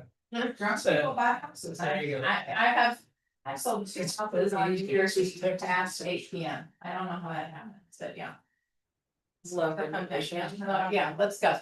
Okay, track your numbers so you know what you've done. Like, just track your numbers. Because we're going back to swimming. How do you swim a mile in 17 minutes, 16 minutes? How many, 66 laps. Do you think my kids knew exactly how much they should have gone with their laps? 2 days ago was my favorite day, we called it the Alligator Day, Hallie, my middle daughter. Swam a 4 AM, if you don't know what a 4 AM, it's the most grueling thing ever. It's 100, 1, 2, 3, 4 of each stroke, up and back. Okay. And the day that she made her national cut, somebody was videoing, it was during COVID, so I couldn't be there, but somebody was videoing her coach. And author of her coach was saying, if she goes under a 32 on this one, it's gonna be huge. He knew her numbers, she knew her numbers. Okay, you've gotta know your numbers. If you wanna sell 26 homes this year, you 24 homes, let's do easy math, you know it's 2 a month, right? We all can do that math. How many leads do you need to close 2 homes a month? How many appointments do you need? How many phone calls do you need to make? What are all the steps you need to do to get to 2? Because the 2 is the lag measure. Okay, if we had the appointments and the contracts written and we know all that, then we're gonna get the 2, right? We've already been there. How many appointments, how many times do you need to take somebody out before they say, yes, I'm gonna buy this house? My number's gonna be different than your number. You have to know your numbers. Track them. Please. Oh, I'm working on it. Yes, but you show up every week at accountability for number tracking. Yeah, and you know what? 75% of those have been talking about the new episode of Southern Charm. As long as you say real estate in there. I'm just gonna be honest. So my husband pulls this all the time when we're out to dinner, when we're writing this off, you said real estate, I'm like, okay. A friend told me to go to the mall and just walk by people and go, real estate, real estate. I was like, that's a great way to get people to. Stand at Wendy's, She's stand in Wendy's, Real yeah. estate, just straight. Okay. Buyer consultation, we're gonna go much quicker through this. Demographics categories, I'm gonna come on here, I'm gonna do this. Get the listing. The listings bring bringing the buyers. Okay, I had a new baby agent, and that's what we call them, and I could call them new baby agents, because I think it could be demeaning, but he is also. I'm a new baby agent. Yeah, I guess they call them little chickens. Well, okay. So, he was just in the office. And somebody called into the front desk. And said. My dad died and I need to sell his house. And a cute little front girl. Said, hold on one second, I'm gonna get you a great agent. And he walks down the hall, and it was 4 o'clock on a Friday. And new baby agent David was the only single person I wasn't even in the office. So he calls me. And he said, I have a lead, what do I do? I'm like, well, you call them back immediately. And he was like, what do I say? And I pulled out my seller lead sheet, and I'm like asking all these questions. And he came back and he's like, okay. I had an appointment with him because I asked the question, I asked for the appointment, I asked the question, I'm like, okay. What do I do? I'm like, you go to the appointment, we were gonna prepare, we did all the things, go right ahead. And I said to him, the person that has the listing gets the leads, right? People are calling on your sign. He's gotten two crappy apps, such crappy apps. He's gotten 2 investors from that, and they are buying houses left and right. That's correct. Get the listings. When the buyers get the listings, hear me say get the listings. Because they will bring you the buyers. Know your demographics. Young kids, my daughter's age, they're leaving the nest, buying a first home. It says condo in my notes. Not Southern Indiana, they're not. We're buying first homes. Okay. The 40 to 60s, they're buying a second home, investment property, moving up into a larger home. Age 66 and up. Who heard this stats? Freaked me out. The average age of the first time home buyer was 44 last year. The age that the most people were buying and selling house, making a move, 66. We just sold our house. Downsizing, upsizing, what were you doing? Yeah, we made a lot on it. Yeah. People who have owned their home since 1980 and bought their house for $47,000 are now looking around and saying, the house is worth, well, here it's probably worth $600,000, right? Okay. Yeah. My absolute favorite thing to do is my neighborhood is kind of a more upscale, not upscale neighborhood, but it's more upscale neighborhood than the neighborhood that we're attached to. And they're all like bi-levels built in the 70s. Okay. In 2016, the average home price was $85,000 there. The average home price this year is $280 in that same neighborhood. They're still bi-levels. Okay. What is my favorite thing to do? Door knock in that neighborhood with the list of the average home prices by year on the back of my clipboard and say, hey, I'm your local real estate expert. I just want to, ask what you love about your neighborhood. How long have you been here? I've been here almost 10 years. Do you know that the average home price is about $85,000? Do you remember what you paid for it at your house 10 years ago? I don't tell you. Oh, that's okay. Average home price. Do you know what the average home price is today? It's about $275, $280. So if you did buy it for the average 10 years ago, which my notes right here says it was $86,000 in 2016, we probably are sitting on well over $200,000 worth of equity. What would you do with $200,000 worth of equity? You go out of this neighborhood. Go out and get me some land. Would you like me to set you up and see if we could do that? You'd like to talk to a lender and see if that actually works? It's not as scary as you think. For you all, it's not as scary as you think.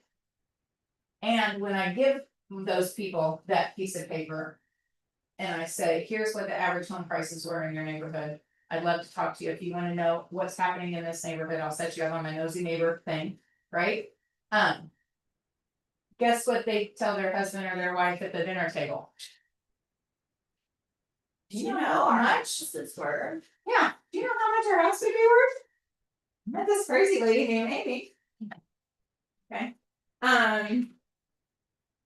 Build an appointment system. What is your value proposition? Do you have a value proposition? If I come up to you and say, yeah, okay, if I'm, why should I work with you? Mike?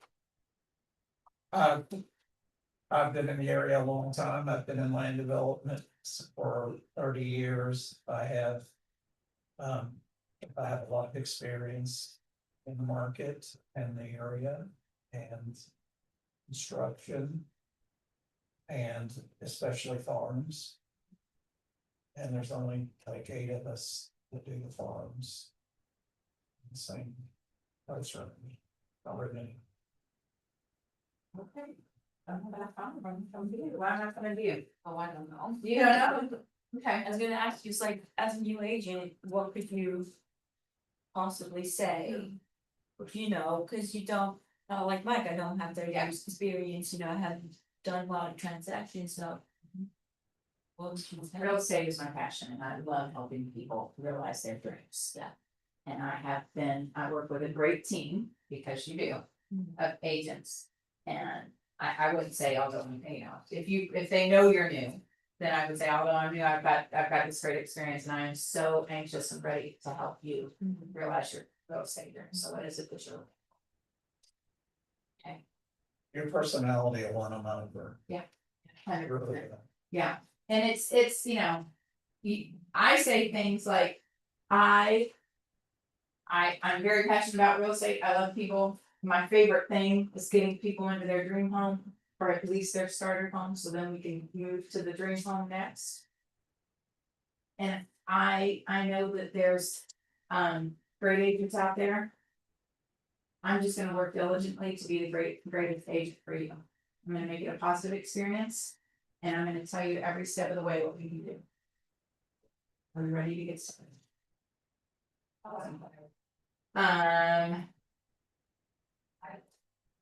My real value proposition is I specialize in creating a positive real estate experience for first time home buyers and have a team of professionals, lenders and titles in my team. That will get you to the closing table and in your home easily and efficiently. And quickly sometimes. Just have that in your brain. Have what you do in your brain and why they should use for you. Top 10. Okay, build appointments, strong value proposition, customer inspire guide. We got that. Appointment management. What do we do? Make sure all decision makers attend. Bring. I'm like, bring the whole family. I don't care. I want to know who's gonna make the decision. Really, ultimately, who is it? I'm so sorry. Maybe Marie, but and who's gonna make the decision? We have the buying guide, create the meeting space, review the lead sheets. Make sure when you're meeting with buyers, you understand the market. Okay, why do I like to go to North Haven subdivision that's attached to my neighborhood? Because I understand that market better than anyone else in southern Indiana. I actually don't sell too many houses in there. Because I work it higher end sometimes, but I know it better than anybody else, and when people ask me questions, I don't have to think about it. I know what the average price point was. And when in 2021 it jumped to $70,000. Okay, and I can say that without thinking. Know your market, know your conversions and materials, know how many days on markets things are. And I think you all do days on markets different here. We do from sign in the yard to closing table. Do you just do from Active. active, yeah. Ours look different than yours, okay? Be a consultant, not just an agent. When I am showing houses to people, and especially when we go into those new flips and they're all so pretty and cutesy and they've done all this thing, I am looking for the cracks and I am opening up the doors and I am doing all of the things. And I will tell them. You're gonna see all the pretty and the possibility, and you're gonna picture your Christmas tree in this corner, and it's gonna look lovely, and you're gonna figure out where your couch is. My job is to show you that, hey, when I walk here. This floor is really, really bumpy. And I kind of even feel like I'm going like this, and I'm gonna bring that to your attention. Because if I show you all the ugly about this house. And you still love it, then we'll write an offer. But if I just don't remind you that the steps going down to the basement are a death trap and you probably have to go down there every day for your laundry and. Also, you're 6, 7 foot tall and you have to go like this with your laundry basket, you know. You're gonna see all the pretty. My job is to talk you out of it. My favorite reviews. Is one of the people, they're like, she really must not want money because she talked us out of buying 7 houses before she agreed that we should buy this one, but she was right. Cause she cared about us and understood what we needed. Okay, care about your people enough to say, I'll write the offer for you. But you said you wanted a fenced in backyard and you wanted 3 bedrooms, this only has 2 bedrooms and it has no backyard, are we sure this is it? It's cute. It's very Instagram-y. But are you gonna be happy in here in 5 years?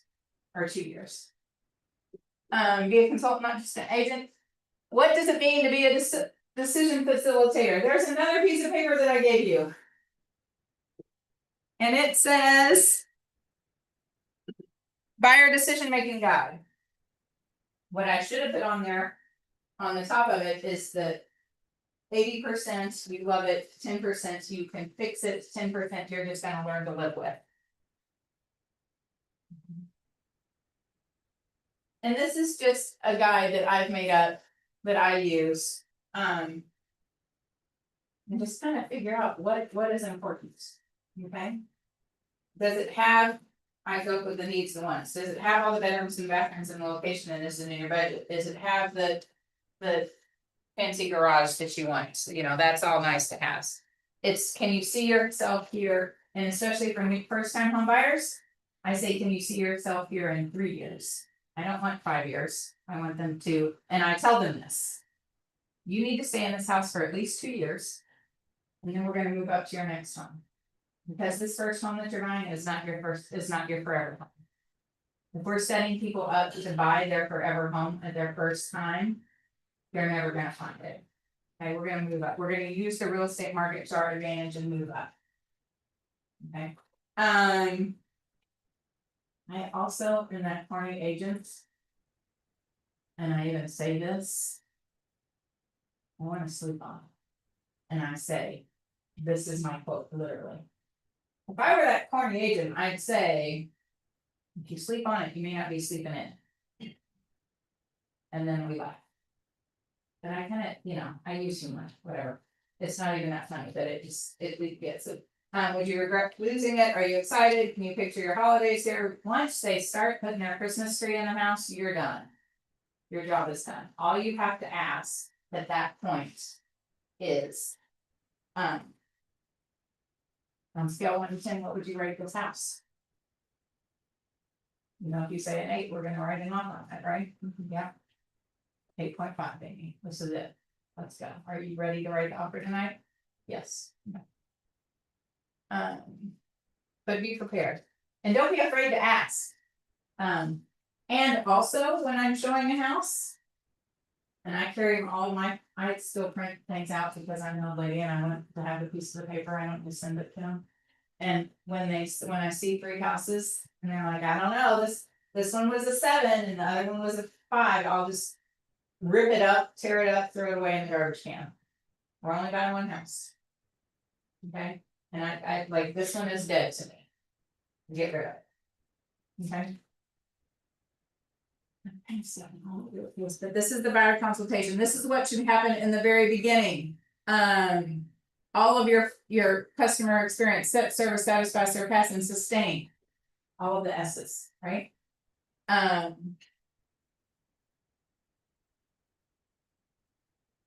Here you go, words of wisdom. That makes more sense.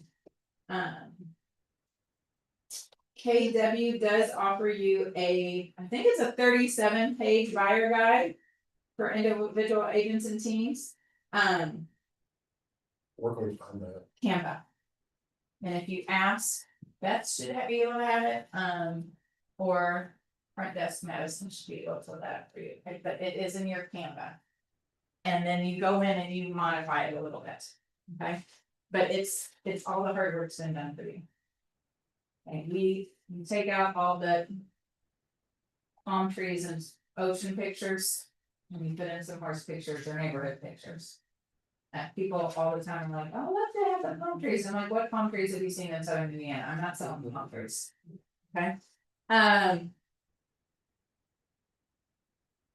There you go. Conduct the buyer's consultation. Y'all. I give you 2 ears to one now for a reason, right? Listen. You will learn so much. I ask, with my people, we do the Fast 5 Fridays. And how many questions can you ask? Can you ask me 5 questions in less than a minute? And I'm not gonna answer them, but. Here's how that goes. I'll give you a prompt. You got a lead call on a sign.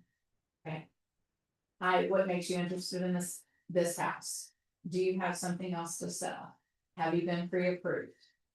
What is your time frame? How many people will be moving into this house? I mean, I can ask all kinds of questions, but just asking questions all the time to get to deeper. And when they say, I'm moving in from out of town, be interested. Oh, what brings you into town? Where did you come from? I mean, ask, even that that isn't gonna lead to anything about the house, be interested. People want to feel important, they can feel like they hear all the story. So listen, update a buyer guide, buyer agency agreement. What is your all's theory on buyer agency agreement? How long do you want them to sign it? If you are meeting somebody first day and going out to show a house? 6 6 months. months. 6 months? You're depending on. Mhm. Okay, so if I just met you and I say, I wanna see this house. And you tell me to sign in with you for 6 months, I'm gonna get a little nervous about that. What I do. And I found I've had great luck, is like, this is a legal document that I have to have you open up to be able to legally open up the door and show you. This puts us into a relationship together. So, and it is a legally binding relationship. What I'm gonna do is I'm gonna write this out for just 1 week to make sure we mesh, and that I wanna work with you and you wanna work with me. And then after that week, I'll put us in a 6-month agency contract. Is that okay with you? And people like that a lot. Because they get nervous about, because I've had other agents, I've had people come to me and say, this guy wants me to sign a 6-month deal with him. And I don't even know him, so I'm calling me because I don't want to sign something like that. But, well. And if they know, if I know them, I'll put it to the end of the year, I don't care, but if it's brand new people, I give them an easy out. And I also say, is make sure we wanna work with each other, so they know that. I might not wanna work with them, cause I might not. And I have water in my car, probably let's see, and coloring books for people with kids. Needs analysis. Review the purchase price process. Okay, so here's what I do wanna talk to you guys about. When you have a first time home buyer, or even a person who hasn't bought multiple houses this year, so anybody, right, except the investors probably. Would it be okay with you if I went over the entire purchase contract, so when we find that perfect home and I send this to you and you e-sign it at night, you know exactly what you're signing? Yes, nobody's gonna say no to that, right? Right, and then I go through the contract. Okay, I believe your all's contract is not nearly as many pages as ours. Seriously? How many pages? I think it's 11. Isn't it? Listing contract is short for y'all. Right? Let's change this way. Yeah, Okay, listing is 2 pages, okay, that's what I'm, yeah. I have my Kentucky license, I just haven't done that in a 5 minute, but yeah, no, I think we have 9 or 10 pages as well, so. It's because, and here's what the problem is. Okay? Brand new first time home buyers, brand new people that haven't bought a house in 7 years, whatever it is, okay? They find their house of their dreams, they're so excited, I email them over at 7 PM something. And then at 7:02, everything's signed and sent back to me. Do they know what they signed? No clue. They saw that the price was right, they don't know anything else. I'm gonna go through and explain, we're gonna have 12 days for inspections. And then if we find something, also inspections, by the way, are, we're only looking for things that are detrimental to the, like, the home or the people in it, we're not looking for the $7, gutter thing that you can get at Menards, right? Yes, that's gonna be bad, but we're not gonna bother the sellers with that, I'm explaining everything up front. Okay, I explained to them their home inspection is 40 pages. Up front, and then I explained to them again after we're in contract, that they're gonna have a home inspection. Okay, like I told you before, we're gonna have this 40-page. Homeowners 101 guide, it's gonna tell you everything we need to know about it, so we're only looking for things that, you know. Might entail your home burning down later, we want those fixed. We don't care about. The cracking the tile that we've seen before. Okay.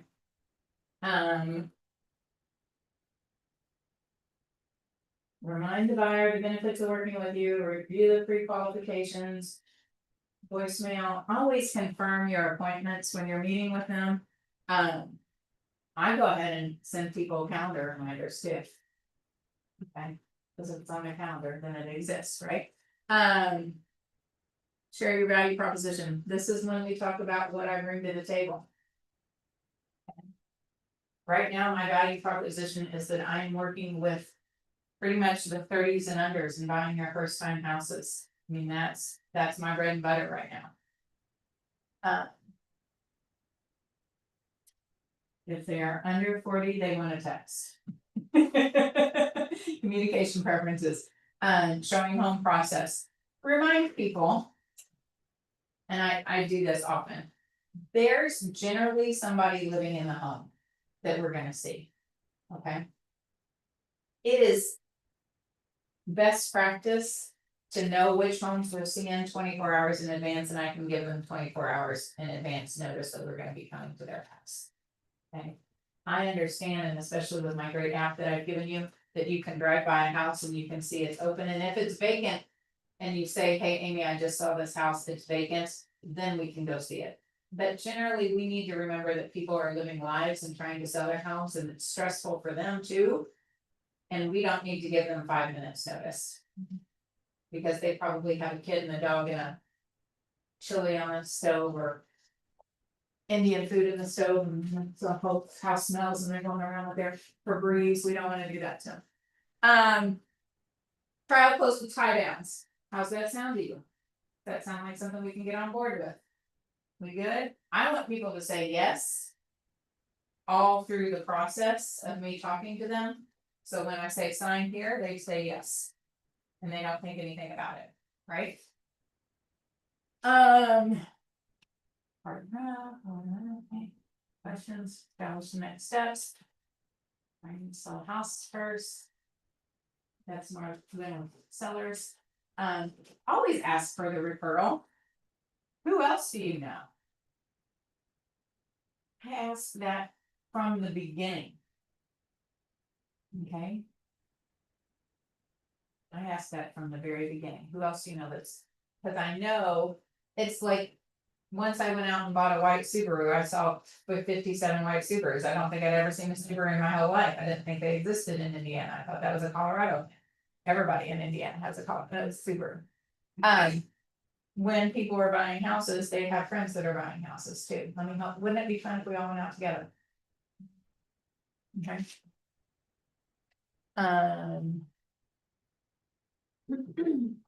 You are providing an experience every step of the way. We just did a bourbon tour. Okay. I know all of those kids that are leading the Bergen tour used to be in high school drama class. Okay, we are getting the experience. We are doing the exact same thing. I am creating an experience for you. I tell people when we're going out to look for houses. Okay, if we're seeing more than 4 houses in a day, that's a lot. If we're gonna see more than 4 houses today, I'm gonna need you to do some homework. I'm gonna need each house. Given a name or, something that you're gonna be, and I'm gonna need you to be able to take notes. So probably make a spreadsheet. Okay. My extra daughter Jacqueline had heard me say that so many times when she was at my house. That when she called and said, Mama Amy, I'm ready to buy a house. She's like, I have these 7 houses. My dream girl is my number 1. Blue Manor is number 2. Green Guy is number 3. I mean, she had them all named. And she had the ranking order of what she liked. The dream girl ended up turning into a little slight nightmare, but that was okay. We didn't buy that one. But she knew where she was going and what she was doing, and she was taking notes all along the way.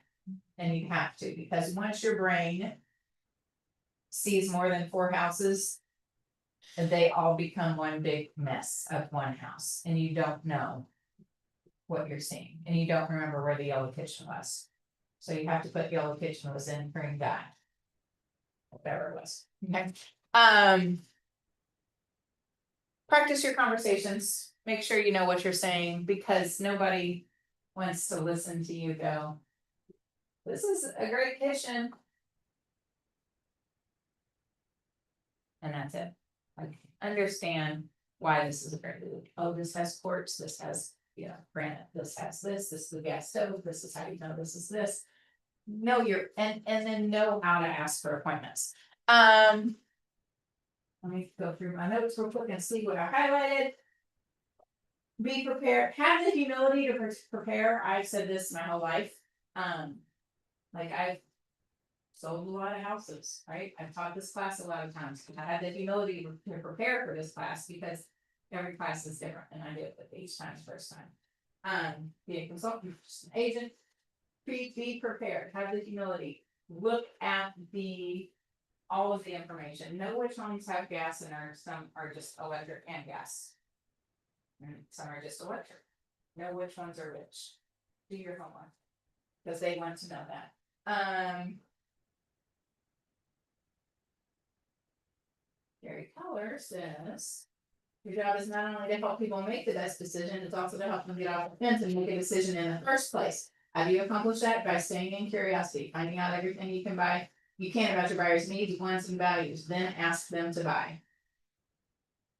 Okay. Focus on the customer experience. Find it in your budget. The review purchase process, that's where my home thing comes in. Set service expectations. We're supposed to role play. We got 1 more hour-ish. Finding a home.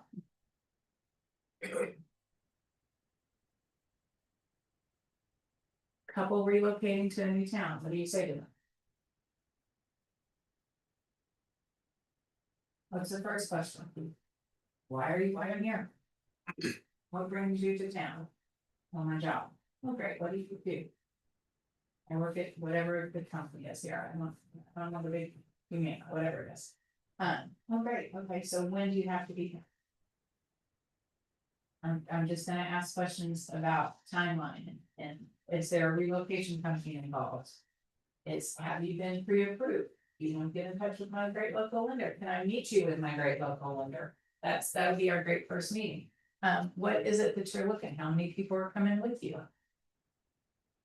And how many bedrooms do you need? Do you need a fence? Who does the cooking? Is it kitchen and cooking? I've had people like neither of us did cooking. If you got us a house with a microwave that we could just repeat everything that we go out and get, that'd be fine. Simple life. Okay. How is my other favorite question? On a scale of handy from I can paint or I can hire a painter, how handy are you? Okay, I can paint. On a scale of handy from I can rebuild the back deck. Or I can hire somebody to rebuild the back deck, how handy are you? On a scale of, we need to knock out a wall.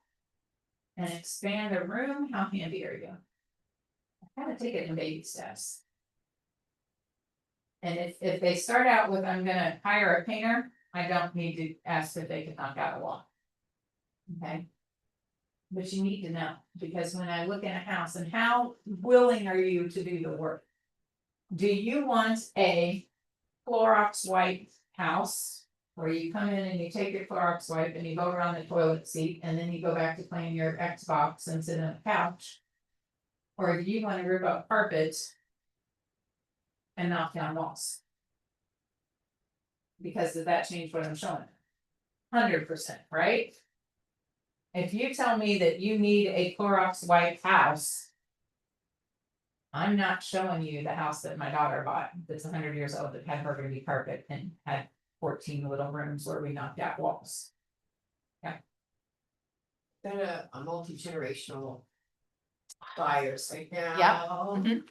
You know, the daughter wants an apartment, you know, in the basement, where she can come and go freely, and it's not like when I lived in my mom's house, the mom can't barely walk.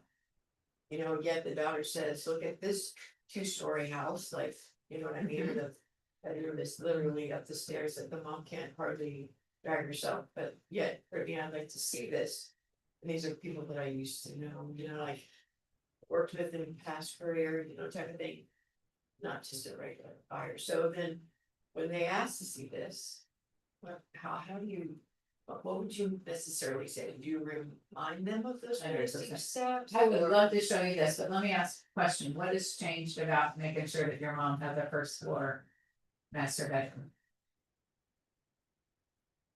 It's the mom that's actually the one setting the appointment, so you would say to her, you know, I'd love to show you this, what's changed? What's changed? Okay. 100%, what's changed? Because I need to know, I mean, she may be cured, who knows, until we walk up steps. But chances are that's not the case, correct? Right. What's changed? And then that's just reminding them that, first of all, you paid attention, second of all. And I say, cause you know, and they're like, well, nothing's changed, we really need that, but I was just curious, well, I don't wanna waste your time, and I really don't wanna waste the seller's time if it's not something that we're serious about, so. Let's focus on, and then, before I make that call to them, I have found another suitable option. How about we look at this one, it's kinda like this one, but it has the things that you need. And yeah, it might be $15,000 more, but this is what we're looking for, because sometimes what they want doesn't exist in their price range, and in that case, I'm gonna say, you know what? What we're seeing right now doesn't fit in your price range. Okay, what you need doesn't fit in your price range. Let's go back and talk with Kyle, my great local lender, and figure out what we can do. And get you in that, and make sure we can get in that price, or see what magic things we can work out. Because I don't wanna set you up for failure. And I'm afraid that getting you in a 2-story house. Is gonna set you up for failure. Okay. Build your home tour toolkit. This is probably not what Gary Keller wants me to say, what's your home tour toolkit consist of? Number one thing in my home tour toolkit, is toilet paper. If you don't have a roll of toilet paper in your trunk, then you are not a real estate agent yet. Put a roll of toilet paper in your trunk, okay? It's open houses, if you're doing new construction, open houses, and there's always some kid that needs to take a trip to the potty. Make sure you confirmed, I mean, with broker bay and all that, showing time, we've confirmed everything, so we're okay there. I think we talked about this, people are looking on Zillow for at least 6 weeks beforehand.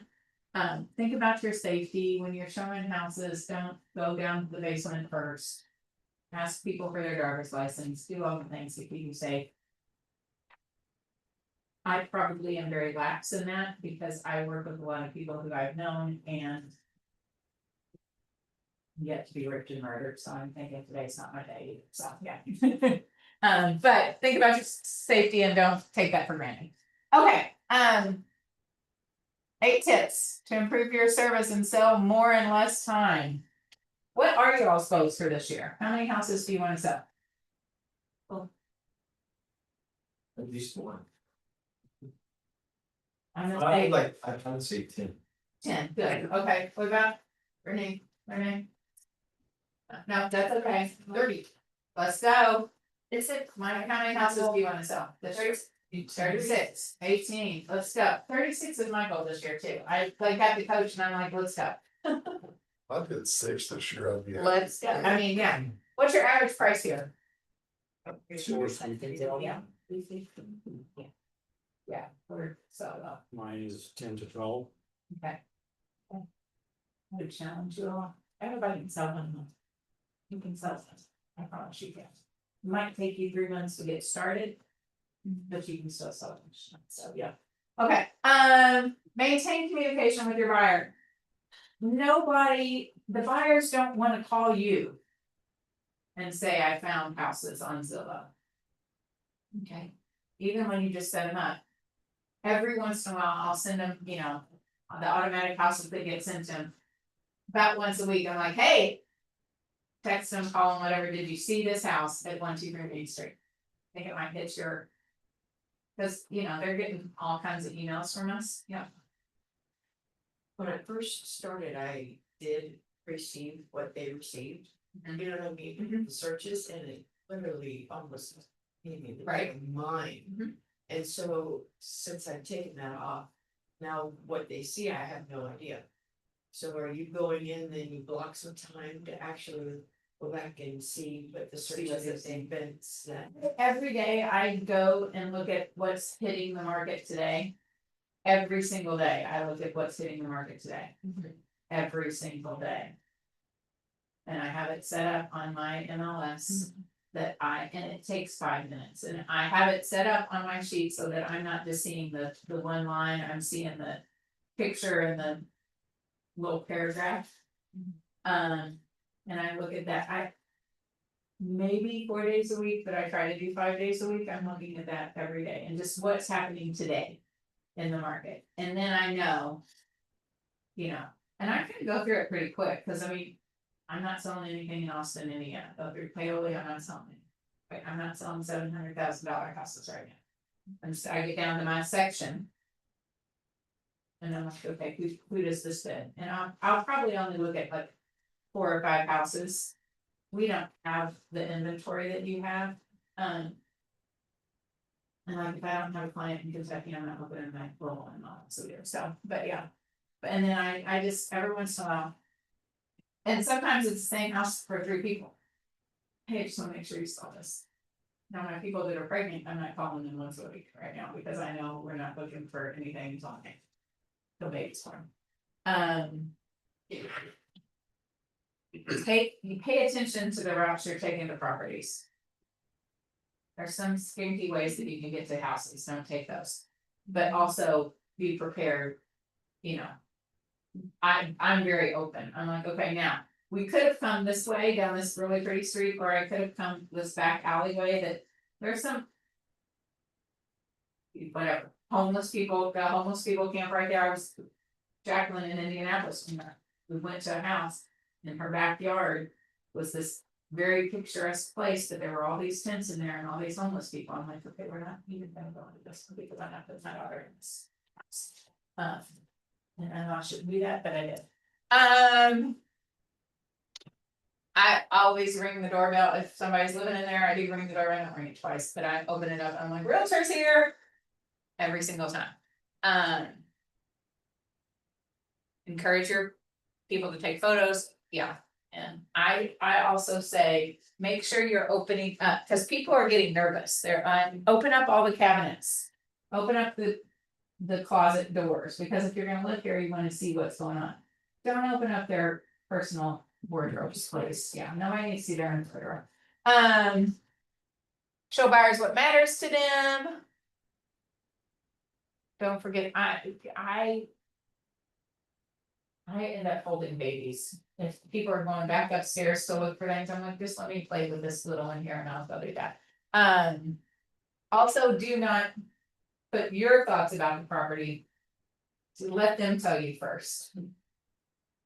Now, when we saw the homeless camp behind Jacqueline's one house, I did reach out, or, let them decide if that's a problem. Point out any issues immediately, that's what I do. Like, I want to tell people. Consumers are less likely to buy when there are too many choices. That's why my husband would make a terrible real estate agent. He'd be like, you wanted a 3-bedroom, 2-bath house, I showed you one, buy it. That's it, okay? You have to show them houses, you have to understand what they really want.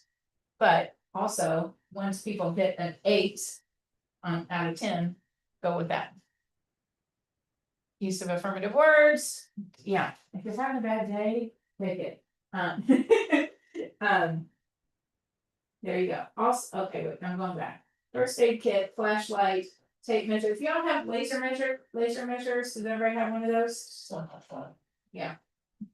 Go to Lowe's or Home Depot or download the app, but use the laser measure. Like, outlet checkers. Oh, yeah. I don't, I tell people that that's what the home inspector is gonna do, but. My husband would do that, yeah, cause that's just the kind of guy that he is, he's that person. Overcoming. Oh, okay. Recognizing classifying signals. I love this, the kids can play in the backyard, I like the color, I don't like this color, but we can paint it easily. They're gonna ask more questions when they're interested. They're gonna wanna go through a second time, and I always, if they like it, I'm like, would you like to go back upstairs? And get a lay of the land, and then I'll stay down here, Mentally decorating the place, asking more questions. Overcoming buyer reluctance. This is kind of the question, this is the opposite of what you are asking, but when people are not wanting to see something, what's changed? Remind them why they need to make the move. If I remember correctly, you said that you needed to downsize because you're saving money for Johnny's college. Everything still on board with that? Yep, okay, then let's go. I tell people I don't sell homes. I open up doors and help you make good decisions. The home has to sell itself. Okay, and then, which always leads me to the fun thing when I get to the door and I can't open it. I'm like, I got one job. I mean, I can't even do, so, and I do tell people, this is a big step. You haven't spent $250,000, you haven't spent $400,000, you haven't spent $500,000 on a house recently, I am guessing. So this is a big step, you're supposed to be nervous. My job is to help you get through that. My favorite text to send people is, I just did it to Robert and Kia, and Robert's like, I'm just so nervous about that. I'm like, okay, from here on out, your job is just to answer the questions and give Kyle, the lender guy, everything you need to give him. My job is to worry. I'll let you know when it's time for you to worry. Okay, and people say, if you say, you don't need to worry about anything, I'll let you know when it's time to worry. Okay. She got me, I'm good. Jacqueline is a lawyer, the one that just closed in Indianapolis, and they said, generally lawyers read every single word of the contract. She goes, Amy's got me, she's not gonna let me sign anything. People need to know that you've got them, so, solve their problems. Maybe another decision maker, if kids are young and they say, dad doesn't need to see it. If we found a house, I'm like, okay, does anybody need to come? Do mom and dad need to see this before we make a decision? And I tell them, I still use my daddy to see it. And calculate the cost of waiting. I don't want to fear somebody into buying a house, but also, I tell people, and I'm using this so much right now. Thank goodness we're not in 2021 anymore. That was a crazy time to buy a house. but the market's picking up. And the spring market is coming in. And I just had 4 people on a multiple bid situation. So if multiple bid, yeah, multiple offers. I don't want you to wait if this is really your house. But I also don't wanna rush you, but what is it about this house that makes it an 8 for you? And why are we nervous? Are we nervous just because it's a big deal and it's a big house? Are we nervous because this isn't the house? Cause that's a whole different thing. If you just have anxious nerves because you're excited and you're nervous, then let's go.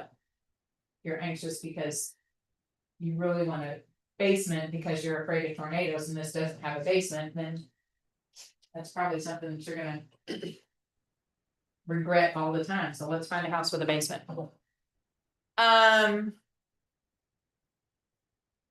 I face buyer's fears head on all the time. Like you just have to ask the question. What about this makes you nervous? Is there anything I can do to help satisfy your fears or make them less nervous? And then, knowing the common objections, right? When people are objecting to something and saying no to something, they are not saying no, never, not me, They're saying not right this second. Unless you're in a dating situation, then that's different. Will this last part be on, the Keller Williams? Apparently, yes. Okay, I just wanna make sure, cause I looked up here, it's like. Yeah, no, I think it's on the YouTube thing, and I don't even know where I'm supposed to be standing up here. There I I am. carry around a paper Yeah. planner with highlighters, so you're talking to the wrong lady. Well, But thank you so much for your time, I here really is- appreciate it.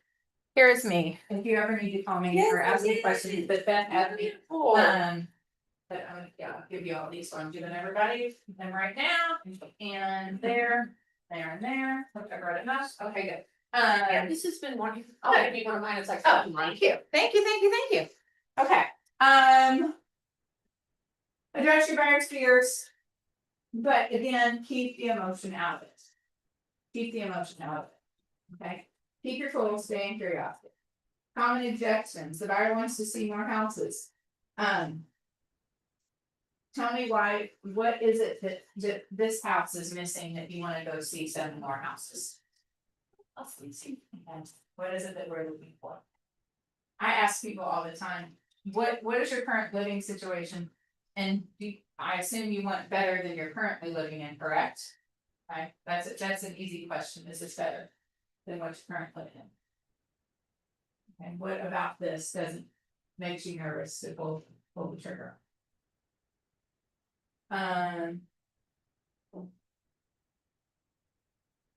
I just don't wanna make a bad decision. What do you say when people say, I just don't wanna make a bad decision?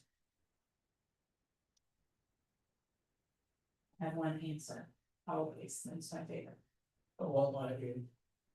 I won't let you, yeah, I won't let you, but what's a bad decision? And they're gonna tell you exactly, or they don't know. Yeah. And then I'm not gonna let you make a bad decision, okay? So there's that, okay. We just haven't seen enough, and when they say we haven't seen enough houses. And I'm like, let me take you back to. Before we started looking. My guess is you were looking on Zillow for 6 months, 6 weeks to 3 months, right? Yes. And so these houses that we're seeing now are just the ones that you deemed acceptable enough to come out and see, because all the ones beforehand weren't even acceptable for you to come see, right? You're seeing houses every day. I know your Zillow's going up. I'm sending you houses every day. Okay. What we're seeing is a bigger crop in your price range.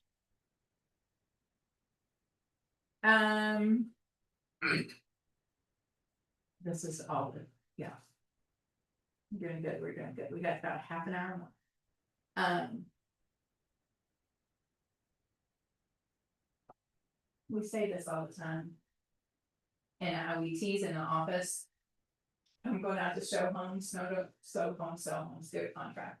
But also I let the home sell itself, I told you that, I open up doors, I'm not here to be your used car salesman. Have the humility to prepare. make sure you know all you have printed out or you sent them all the seller's disclosures and everything. And your job is just to be calm and be their Yoda, be their guide. So. Offer a negotiated contract. 7 strategies that work, okay, we know what's important to the buyer when you are in negotiation. The first thing I do, and I tell a buyer, is that make sure you tell your buyers too, that every home now has an Alexa or a Ring doorbell or something, and so we are not going to talk about strategy in the home, and we're surely not gonna talk about it on the front doorstep either. Cause people are like, close the door and they're like, we wanna make a full price offer, we get anything for this house, go do that. Yeah, okay, so I just tell everybody all the time, I'm like, when we're walking into the house, I get right above the ring camera and I'm like, just pay attention. And we walk in. So I tell people when we decide that we do want, this is an 8, Amy, I'm all in, this is my house. Okay, what I'm gonna do first is I'm gonna call the agent. And I'm gonna figure out what's important to them, I'm gonna make sure they don't have any other offers on this house. Okay, and I'm gonna make sure that, that they're, what's important, because sometimes it's not price. And when you're in a highest and best situation, a lot of times price isn't what's highest and best, that's why it's highest and best. What is the best situation for them? Okay, we do wanna make, that's our whole goal. I want this to be a win for you, I want this to be a win for the sellers, I wanna make sure. Like, we're not into like screw the seller and get the job done. That doesn't align with who I am. So. I tell people that I always have a binder of blank documents in my car. Okay, because sometimes I'm going to write, and I always do that with sellers. Like, don't go home and send the listing paperwork to them, have them sign right then. Because there might be another agent coming around. Okay, for buyers, a lot of times I'm like, okay, we could either go sit down at McDonald's or the coffee house and I can write up the contract right there, or I can go home and e-sign it over to you. 99% of the times I'm going home and e-signing it over to them. I wanna have the cleanest offer as possible. When people are asking for the swing set to stay and the refrigerator that you didn't want to stay and the home warranty. And I want you to pay $3,500 for closing costs, and I want you to pay for taxes over here. And I want you to do this, and I want you to do this, and then pay for my commission and pay for that and pay for that and pay for that. And the net sheet looks way too long. That generally doesn't get accepted. I want a clean and nice offer. Okay, I want it to be very easy. And when I send it to the listing agent, I'm gonna tell them how nice and easy it is. Hey, I just sent you over a full price offer, all we're asking for is $5,000 in closing costs and prepaids. And we're closing, you told me you wanted to close by the end of the month, we're actually, we can close right then. Gonna give you, we do in Indiana, I say we're kind of urgent, we get a couple days of possession generally. That's kind of going away because they changed our forms, but give you 2 days to get out, so you don't have to go to the title company with your truck loaded up. So I just make sure when I'm selling that, and we can't do love letters anymore, we used to do love letters. I verbally. They were. They weren't. I was the queen of love letters, I was an English major, I could mail those love letters. But we don't do that anymore because of a lot of reasons, anyway. I do call my listing agents and tell them, I verbally read my love letter to them. And in not so obvious way, but hey, I've got 2 young kids, they're just moving in from Chicago. He grew up here, she's actually my daughter's best friend. They're buying this house, they wanted to live in Georgetown for. He's been talking about it forever, they're newlyweds, cute as you can be. By the way, he's 6'7", so we like that you have tall doorways. Cause they're gonna tell the parent, we've got a big tall guy coming in. You know, anything that you can make your people look more personable and real. Build rapport with the listing agent, focus on the numbers. This is educate your buyer, make sure in the beginning, we are talking to, going through that contract, so.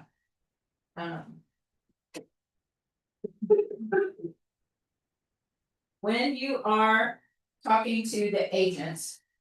Here are the questions that we ask. Do you have any other offers? Have you accepted any other offers?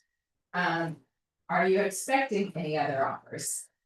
Okay. How much activity has there been on the house? I have a question, so if you're a listing agent and you get these questions asked, like, do you tell them everything, like, how would you respond to it, where it's like, you know, might not? I'm gonna be vague, but also answer their questions. I'm not gonna say we've had 17 showings and 0 offers yet. I'm gonna say we've had some showings, yeah, no offers yet. Okay. But people will say everything. Yeah, I know. Yeah. I was. I don't wanna be like Yeah, that. you don't know. Yeah. One of my favorite questions is your seller rejected any offers yet? That's good. We don't think about asking that. Oh, why did they reject the offer? Oh, it was just ridiculously low. Okay. What that's telling me is I may not have to do full price, but I can. Don't go, you know, whatever. Will you notify, I'm gonna be sending an offer tonight, will you just notify me real quick, shoot me a text if you get anything between now and then.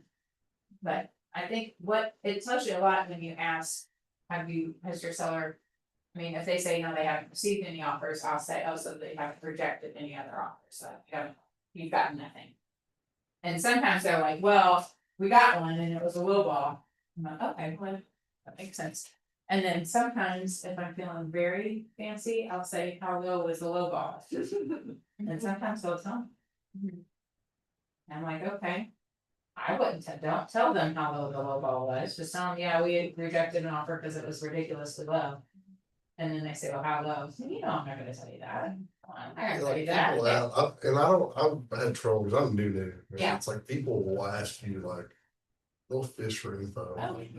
Not just the other agents, but like people making offers, like verbal offers. They're like, Why are they leaving? Why are they selling this? Who's, yeah, Like, what was that no offer there? So I was like, I'm not. Yeah, yeah. And they get mad. Yeah. They'll cuss me out on Facebook. well, yeah, it's not, yeah.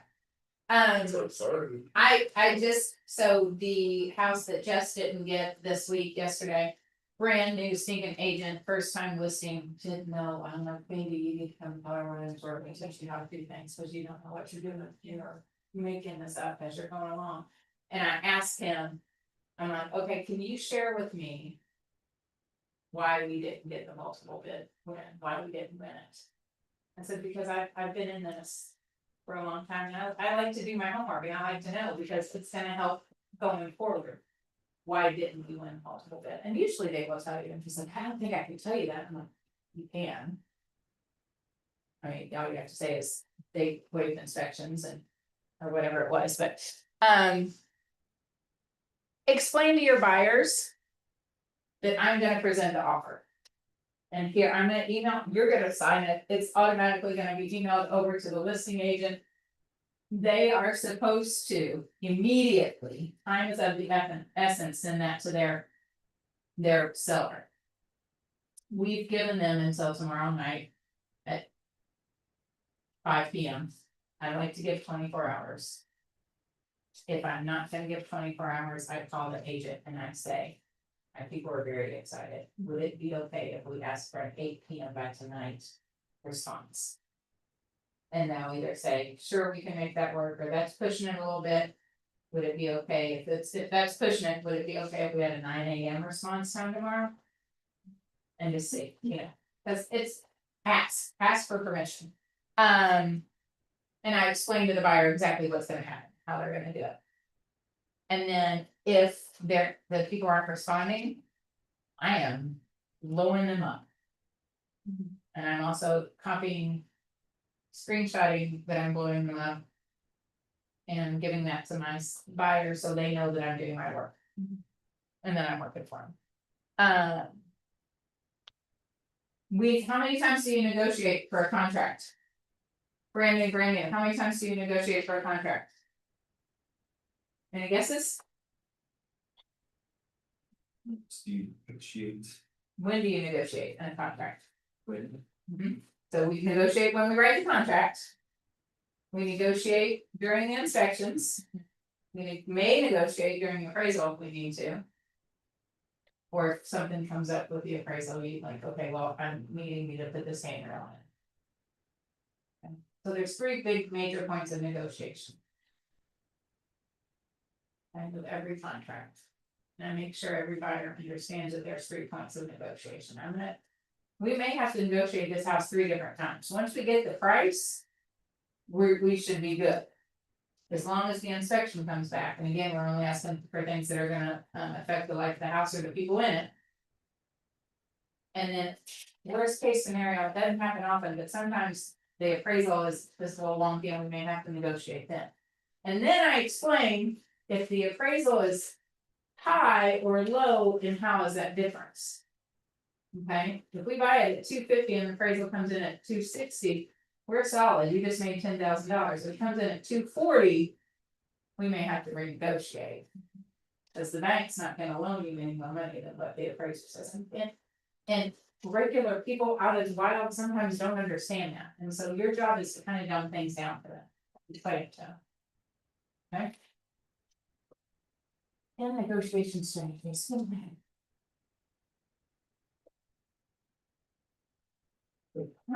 Make sure when you're writing a contract. I always tease. The first question I'm gonna ask you is gonna be the hardest. Are you ready? Yes. What is your legal name? Is yours on your driver's license? No kidding. I mean, that's, no kidding, that is a big deal. Do you think 90% of the people know what their legal name is on their driver's license, or do they have to pull it out and look at it? Well, I hope you don't. I assumed it was just like, They you feel like you have Pull it to out. advance.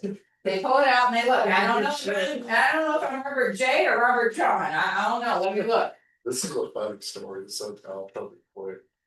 My girlfriend, we've been together probably not even 2 years, so. She's Misty Williams. Well, when she got divorced a few years ago, she was still Walker. I never knew, like, when I met her, she was Williams Walker, and I was just gonna start with a W. And like, she early on in the relationship, she was in like a little fender bender, but she didn't go to the ER and get checked out one night. Okay. So I get to the ER and I'm like, this is bad, man. I'm like, You didn't know her name. I didn't know the last name. And so it was really early. So I didn't know. So I was like, and I was like, they're like, who is your here? So I was like, I think it's like Misty Davidson or something. It ends up being Misty Walker, which was her old married name, but like I guess it had been changed to Williams, but she was in the ER as Walker. So now I just call her Misty Davidson. I made up my own last name for There her. you go. Now it's a joke, but There yeah, you go. I know her name now. Well, that's good. It's Williams, but My yeah. daughter, Hallie Grace, spelled HALLIE, and she's 25, she's on all the Tinder swiping left and right. And everybody calls her Haley, and everybody is all in swim meet. She keeps saying, she has said, and we've said it all along, her evil twin Haley, not Hallie, is very accomplished on her. Haley Dixon won nationals. Hallie Dixon, whatever. So they're not alone, but yeah. But yeah, She's got a new name now. note to She's yourself. got an alter ego. Alter ego, there you go. Something good. 10 negotiation strategies, okay. Gather as much information as possible, anything that the listing agent will tell you. Reveal as little information as possible about your clients, however, I do give the love letter kind of version of them. get a feel for how your seller will respond to the offer. Do you think if we ask for $5,000 in closing costs and prepaids with a full price offer, would that be something that your people would be interested in? Yeah, probably. I mean, that sounds doable. I've prepared them for that, whatever. Always request for a quick response, negotiate strongly on issues if your people want something. If this is important to them, if the refrigerator is important to them, then make sure you get a refrigerator. Negotiate strongly on issues but soft with people. Being too aggressive or too assertive will and can and most likely will backfire. Focus on the win-win, not the commission. If you're in it for the commission, people will smell your commission breath, and that is a turn off. It is worse than cigarettes and coffee. Okay, we can smell commission breath coming at you all the time. Keep it going, be persistent. And we don't get paid every day. We don't get paid just to show up, get paid to do our work. Do the work, be persistent, make sure it happens, but also know when to stop. Sometimes it's done, and we're not gonna get it, we're too far apart. Okay, and I will, when something's been on the market 111 days. And I'm sending in a lower than normal offer. I will say to the agent, hey, I'm sending in an offer. It's probably not what you're expecting. We would just really appreciate it if you would respond. Because some people will say, I haven't responded to that low offer, I just let it go, ignore it. Just tell me where you are. And then when I have sellers and we get the low offer, which we went through a big time and we had a lot of really low offers, because people are like, nobody's buying houses, we'll see if we'll take $50,000 less. They may, we don't know. I'm like, okay, we're not gonna be offended. They're fishing, they're casting right now. They have cast out with a crappy offer. We're gonna throw it back to the boat with them and let them recast and see what else they do. So, okay. Initial and date, all changes, you're not allowed to make any changes after it's been signed, please know that. Verify addresses. I just had, my lender went up to Indy the other day too. And the address was in the wrong city, they had the right address in the wrong city and the closing took 2 hours. That's a problem. Signature receipt for earnest money, get a copy of the seller's disclosure and keep it with contract. I have all kinds of folders. And I just keep everything. I like to keep paper contracts with me, so I know what I'm talking about. When people call me at night, I don't have to open up my computer, I can just grab my folder from my car. Record contract and escrow and closing according to state law, do all the things, keep it in command. It's all good, we don't get paid unless it's in command, so. Explain to your buyers that we want to create a strong offer.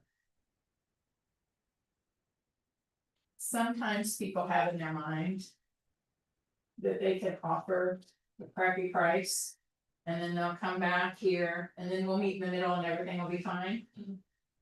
And sometimes they think we can offer a crappy price, and then they'll come back, and then we can counter, and then we can counter, and then we can counter, and then we can counter, and then we can counter. Okay, 3 counters, my brain is done. If we can't get there in 3 counters, you don't know the house. Okay, and I make sure that they understand that, because some people. My dad negotiated for 3 days on his house back in 1978. And that's not today.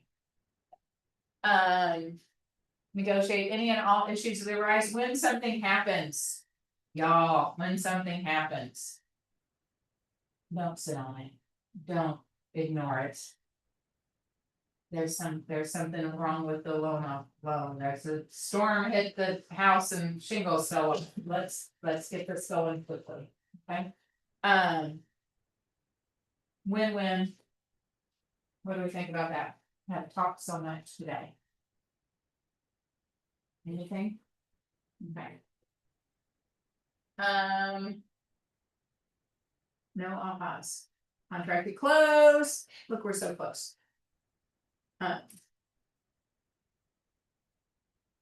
Inspection appraisal and loan approval. This is, and I'm gonna go so quick through this because we kind of talked about this. If your buyers don't understand prior to the inspection that they should be there at the inspection, and then it's gonna be 40 pages, what are you gonna do? And I'm totally serious about that. Because once you don't give them that expectation, and they think they're going to a home inspection, the first thing they're gonna do is call you and say, "Hey, the house failed inspection." Right? Cause they've got 40 pages, I'm like, okay, first of all, a house can't fail an inspection. That's number one. I didn't do my job in the beginning. I need to tell them that they are gonna have 40 pages of everything in that house, that's why we're paying the home inspector $500. You're gonna have 40-page document of everything you know about the house. What we're looking for is, said it 14 times, you all say it down, what are we looking for? Only looking for things that make your house unsafe for the people in it. There you go. Things that are detrimental to the house, life of the house, there's people in it. Buyer actions that could jeopardize the purchase, don't change your name, don't buy a mobile home unless you wanna live in it, or a trailer, or whatever those things are called, RVs. Don't open up new lines of credit. Be boring. All the cash that you have hidden under the bed, do not deposit it. Use that for grocery money. Make sure your credit cards are paid on time. I had a guy that came to the closing table thinking everything was fine.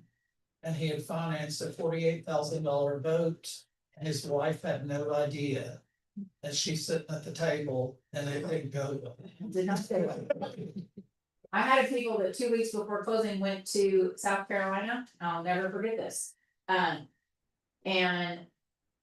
bought an RV Yeah. because they had so much fun, and they're like, when our new house, we'll be able to take this RV, and it has a big garage, so we can park the RV in there. And we had to tell them that they are going to, because they had sold their house, so that's why they went on vacation. You have to live in your RV. That is all. How long, You can't, how long did they have to? I did not represent them second time, so I'm like, I can't tell you. I didn't say specifically, don't go on vacation and buy an RV. I did tell them on vacation, please use your cash reserves and don't put anything on credit, and you know not to open up a new line of credit, and you know all of this. Yeah. But yeah, no, know their responsibilities. I tell the people all the time, your responsibility is to answer all of the lender's questions as soon as possible. Garrett and Jenna, that just moved home from Chicago, they're to close in 9 days. Do you think they were waiting around when Kyle asked them for anything? No. Okay, and what are my responsibilities? I keep the plate spinnings and balls in the air, I keep everything going, and I'm gonna be working hard for you behind the scenes. You're gonna, I even say in the home front, home buying, home checklist, there you go. We're in the hurry up and wait portion. And I say in there that it's anytime anybody asks you for something, get it to us immediately and then sit and wait. And you may not hear from me every day. That's fine. I promise on Touch Base Tuesdays, I will be calling you and telling you what's going on. Monday's a terrible time. Friday, nobody is interested. Touch Base Tuesday, I can tell them what happened over the weekend, you know. Touch Base Tuesdays, write that down, that's a good one. Bulletproof, there's gonna be problems. And I tell everybody this, there's no perfect transaction. We're gonna hit a speed bump, we're gonna hit a pothole. Okay, my goal is for you not to hit the rails. Okay, we're gonna stay on the road. We're gonna hit, but we are good, there's gonna be something. Straddle the potholes. Straddle the potholes. And my goal is to keep you, I'm the bumper cars in the bowling lane, okay? There's no such thing as a perfect transaction, there's no such thing as a perfect human. We're gonna jump over the hurdles and get you to ownership, that's all there is to it. Do you guys, do you all go to the inspections here, do you? You do? I normally go. I do, Okay. well, I do, few minutes, Like last few minutes, last minute, yeah, We don't in Indiana, we were told to stay away from them because we could keep our. Opinions to ourselves, it was getting more people in trouble with going to the inspection, so. Keep your mouth out of the inspection. But no, I mean, our inspectors give us videos of what's going on, so we watch the video. Here's the rule of what could jeopardize. Don't change jobs, become self-employed, or quit a job. Don't buy a car, recreational vehicle, or other large item. Using credit cards excessively or letting payments fall behind. I tell people they're not allowed to buy new furniture for their new home. I say that all the time. Spending money intended for closing, omitting debts or liabilities from the loan application, don't lie. Don't buy furniture, don't make credit inquiries, don't make large deposits without checking with the loan officer. Had some guy make a unverified $39,000 deposit. And he said, well, it's just been rents that I had collected in cash. That I just never took to the bank, because he was a slumlord. And I'm like, well, this looks like drug money. I don't know how else to say it, but this looks really bad. This is not, and it had the season for 60 days. So, there you go. Season. Season. So you lost that house. Don't change banks account, don't co-sign a loan, and I always add, don't change your name, because it's happened and it's done. Then agent responsibilities are organize your closing tasks, make sure everything is in command. Do not wait, if they're not telling you this, I'm gonna tell you. Do not wait until the day before closing to put in your 3 levels of command. Go ahead, do buyer consultation, once you've done the buyer consultation, and you get an accepted offer. Put in all the documents for accepted offer, and then at the closing day, all you have to do is put the Alta in there and you're good. But do that ahead of time. Do you all do that? Good, okay, good answer. Stay in touch with your buyers, touch base Tuesday, obtain a home warranty if you can, coordinate and schedule all the appointments. Outline buyer responsibilities. Just be there to bulletproof the transaction for them. Make sure that you are in close relationship with your lender. Maybe you don't need to know his kids' names and have time at 8 o'clock when you tell them that. That's how well I know. I think the closing attorneys too. Now, Closing attorneys, no, I'm saying a big deal, but Mhm. now, if you get with the wrong closing attorney. So our title company that I love to use, the Momentum Title, they are downstairs. And I can go down to Lori Kemp. And ask about Alex. And pet her dog Lucy. All the time and ask all the questions. And anytime one of my new baby agents has a question, baby chicken, something like that. I'll say, let's go down and ask the person that knows, because yes, we learned this to get licensed, but we don't need to know the difference between joint rights of survivorship and tenancy in common. Let's make sure she knows, because she does that. Yes, title was important. If I called my closing attorney. I'm sorry. No, you're good. When I could call her at 9:30 at night and she would call me back immediately. If I picked up my phone and either called Kyle or Lori right now, they would say, what's up? And I'd say, I'm teaching a class and I just want to go through a top, and they would be like, okay. Yeah, David's like that here. Yeah. Tell me what choose. She's amazing. Those people, and when you are a single agent. And you talk about your team and your people, those are your team and your people. My best friend's dad just passed and the mom was like. What is this? I've got a house here, I've got a house here, what do I do? How do I do this? What do I do? I'm like, let me talk with Lori. She's like. Came back with another question, ask your title friend. I went down and I said this and I got the answers. I mean, you have to have those people in your corner. And if you do not have those people that you can call their personal cell phone yet. Take them to lunch. And meet those people and say. I am intending to be in real estate for quite some time and I need a strategic partner. And I've heard you're the best, help me. What do I need to know? How do I need to have great closings? What do you need? What do I need to have a successful closing with you? And then they're gonna end up buying your lunch. Your cut. Okay, post systems. This is so important. We're about to get some value. It doesn't have to be monetary. It can be a pizza card. It can be a dog tag. Okay. It could be a pretty small thing that's candle and a home goods $50 gift card. Or don't. But don't pick and choose. Either give gifts or don't give gifts. Don't give gifts to some people. That's just bad taste. Just that's for bad taste. Okay. Stay top of mind. Okay.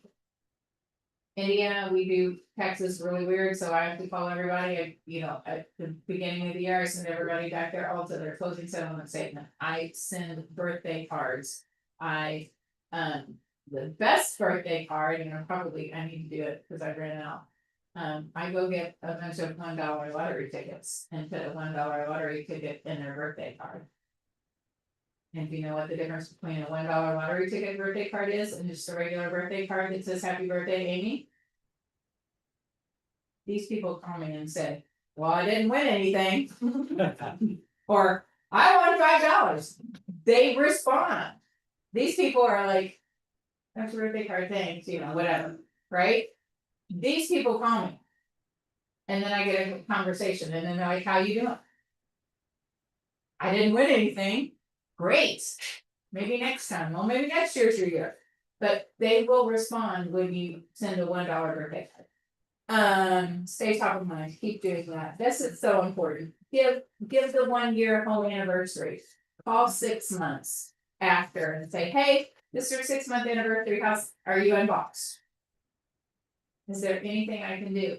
Also, do you guys have your preferred vendor list? I call it Amy's list.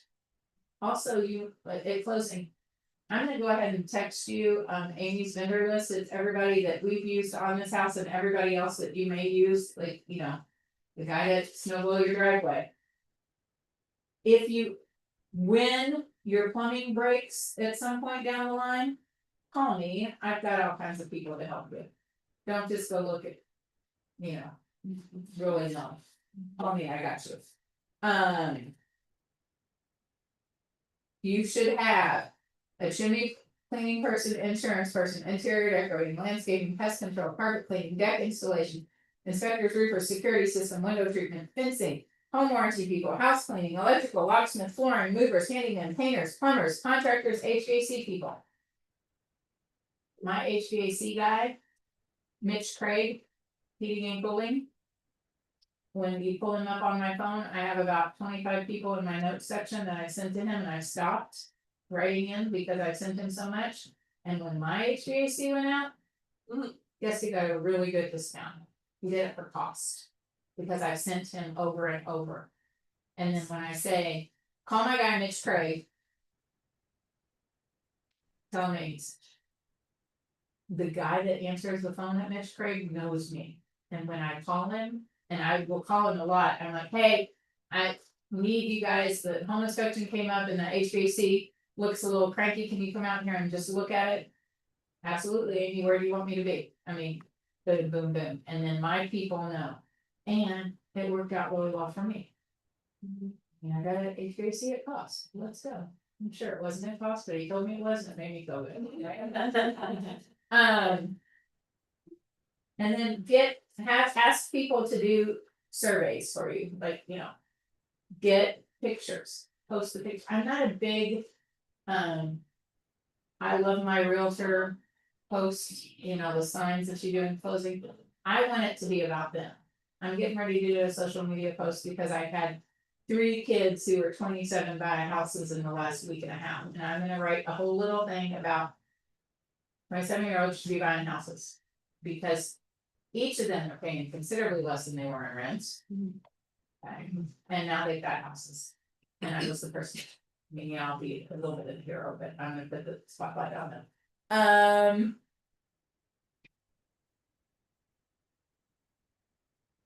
What's my favorite part?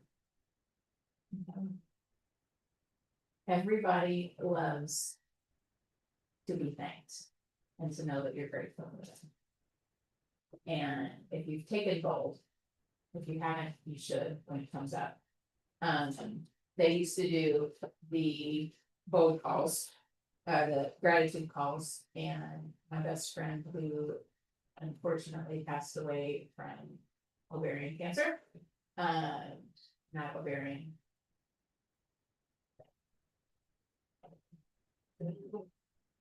Liver. It's terrible, anyway. I got her into co-ends up in Indianapolis. And when it was bowl time, she would call me and I would call her and we just sobbed at each other. I love you so much. And when I did her eulogy, that's what we talked about, like the times that we called each other just because we loved each other. And you don't need to love all of your clients, but you should be grateful for them. And so I would challenge you all. I think we're done. Stay in touch with social media. Use your technology, surveys, reviews, stay in touch, connect with every classmate on Facebook, blah, blah, like take a picture. Upload.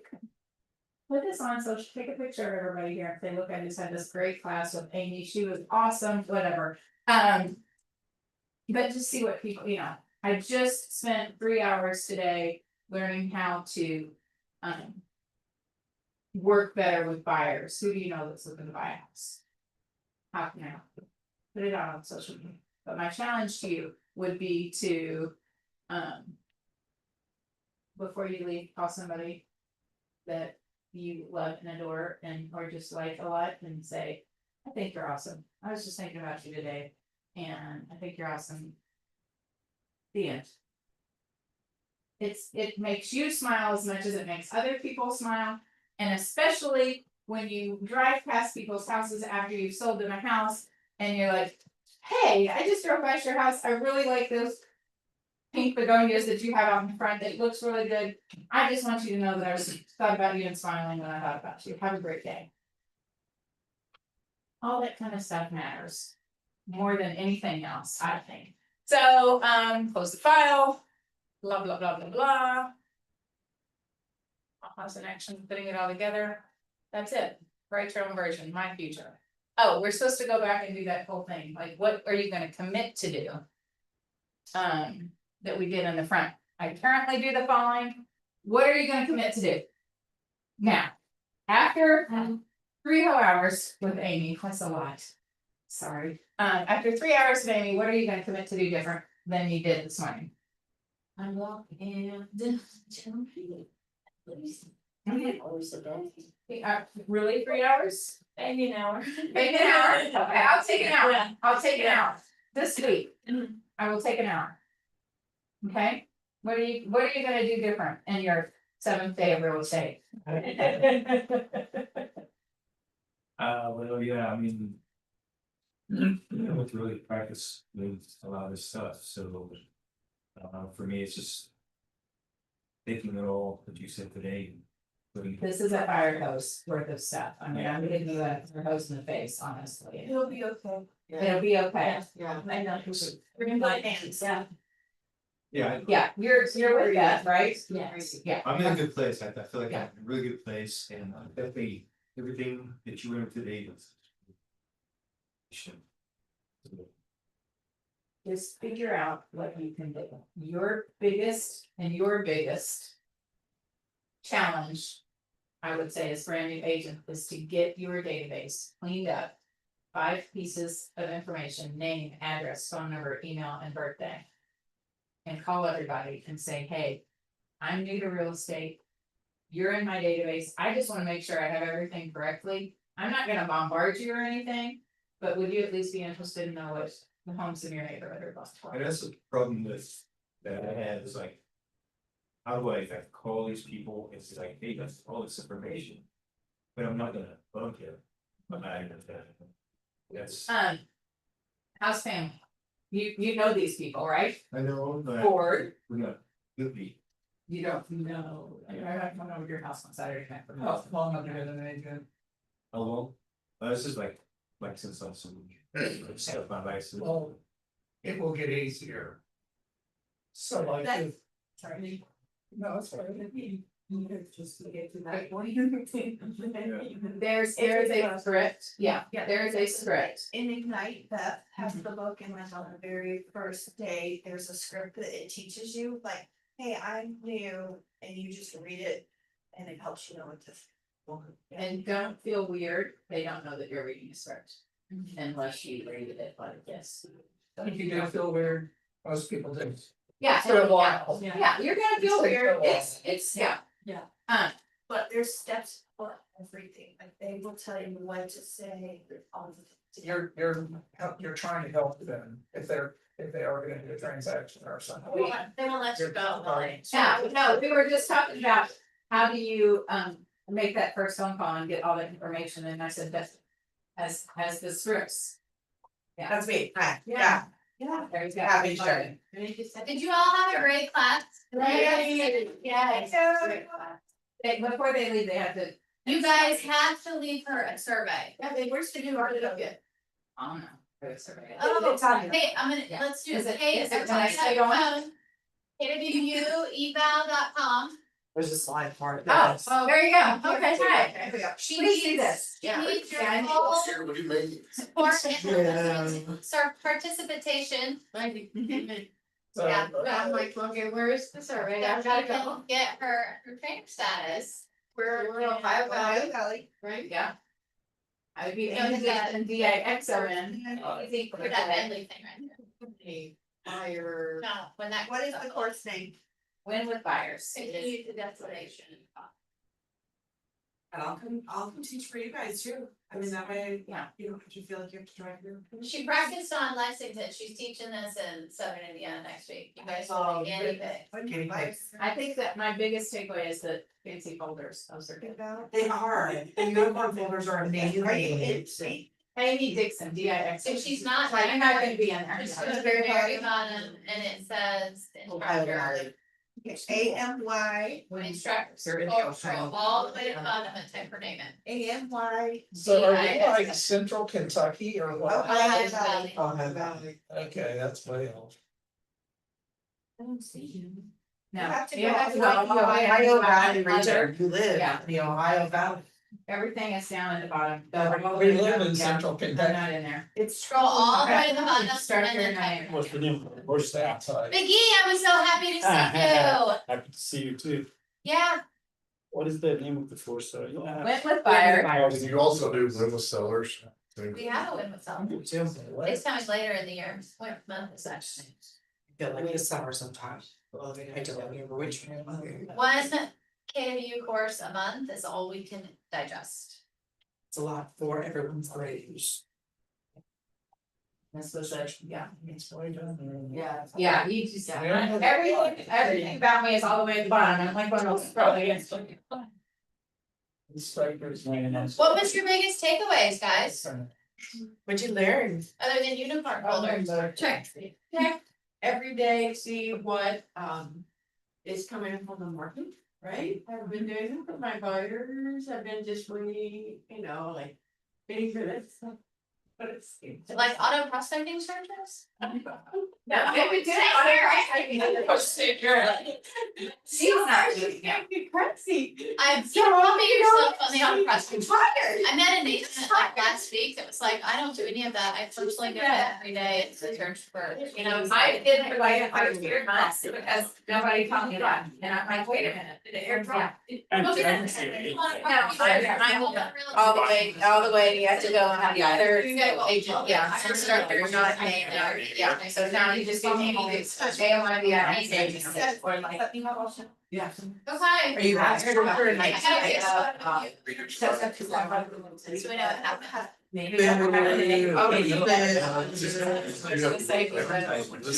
Yeah. How's it going? You can share with your listeners like that. Sheets. Yeah. So let's do it. Whatever, yeah, because. We're good. Yes. Yeah, for sure, for sure. Okay, bye Julie, thank you. Okay, I'm gonna go. I'm gonna text you. Okay, because, I got you. Thank you. I'll look for the airdrop. okay, well, I'll just regular share. Thank you. You're welcome. Thank you. Thank you.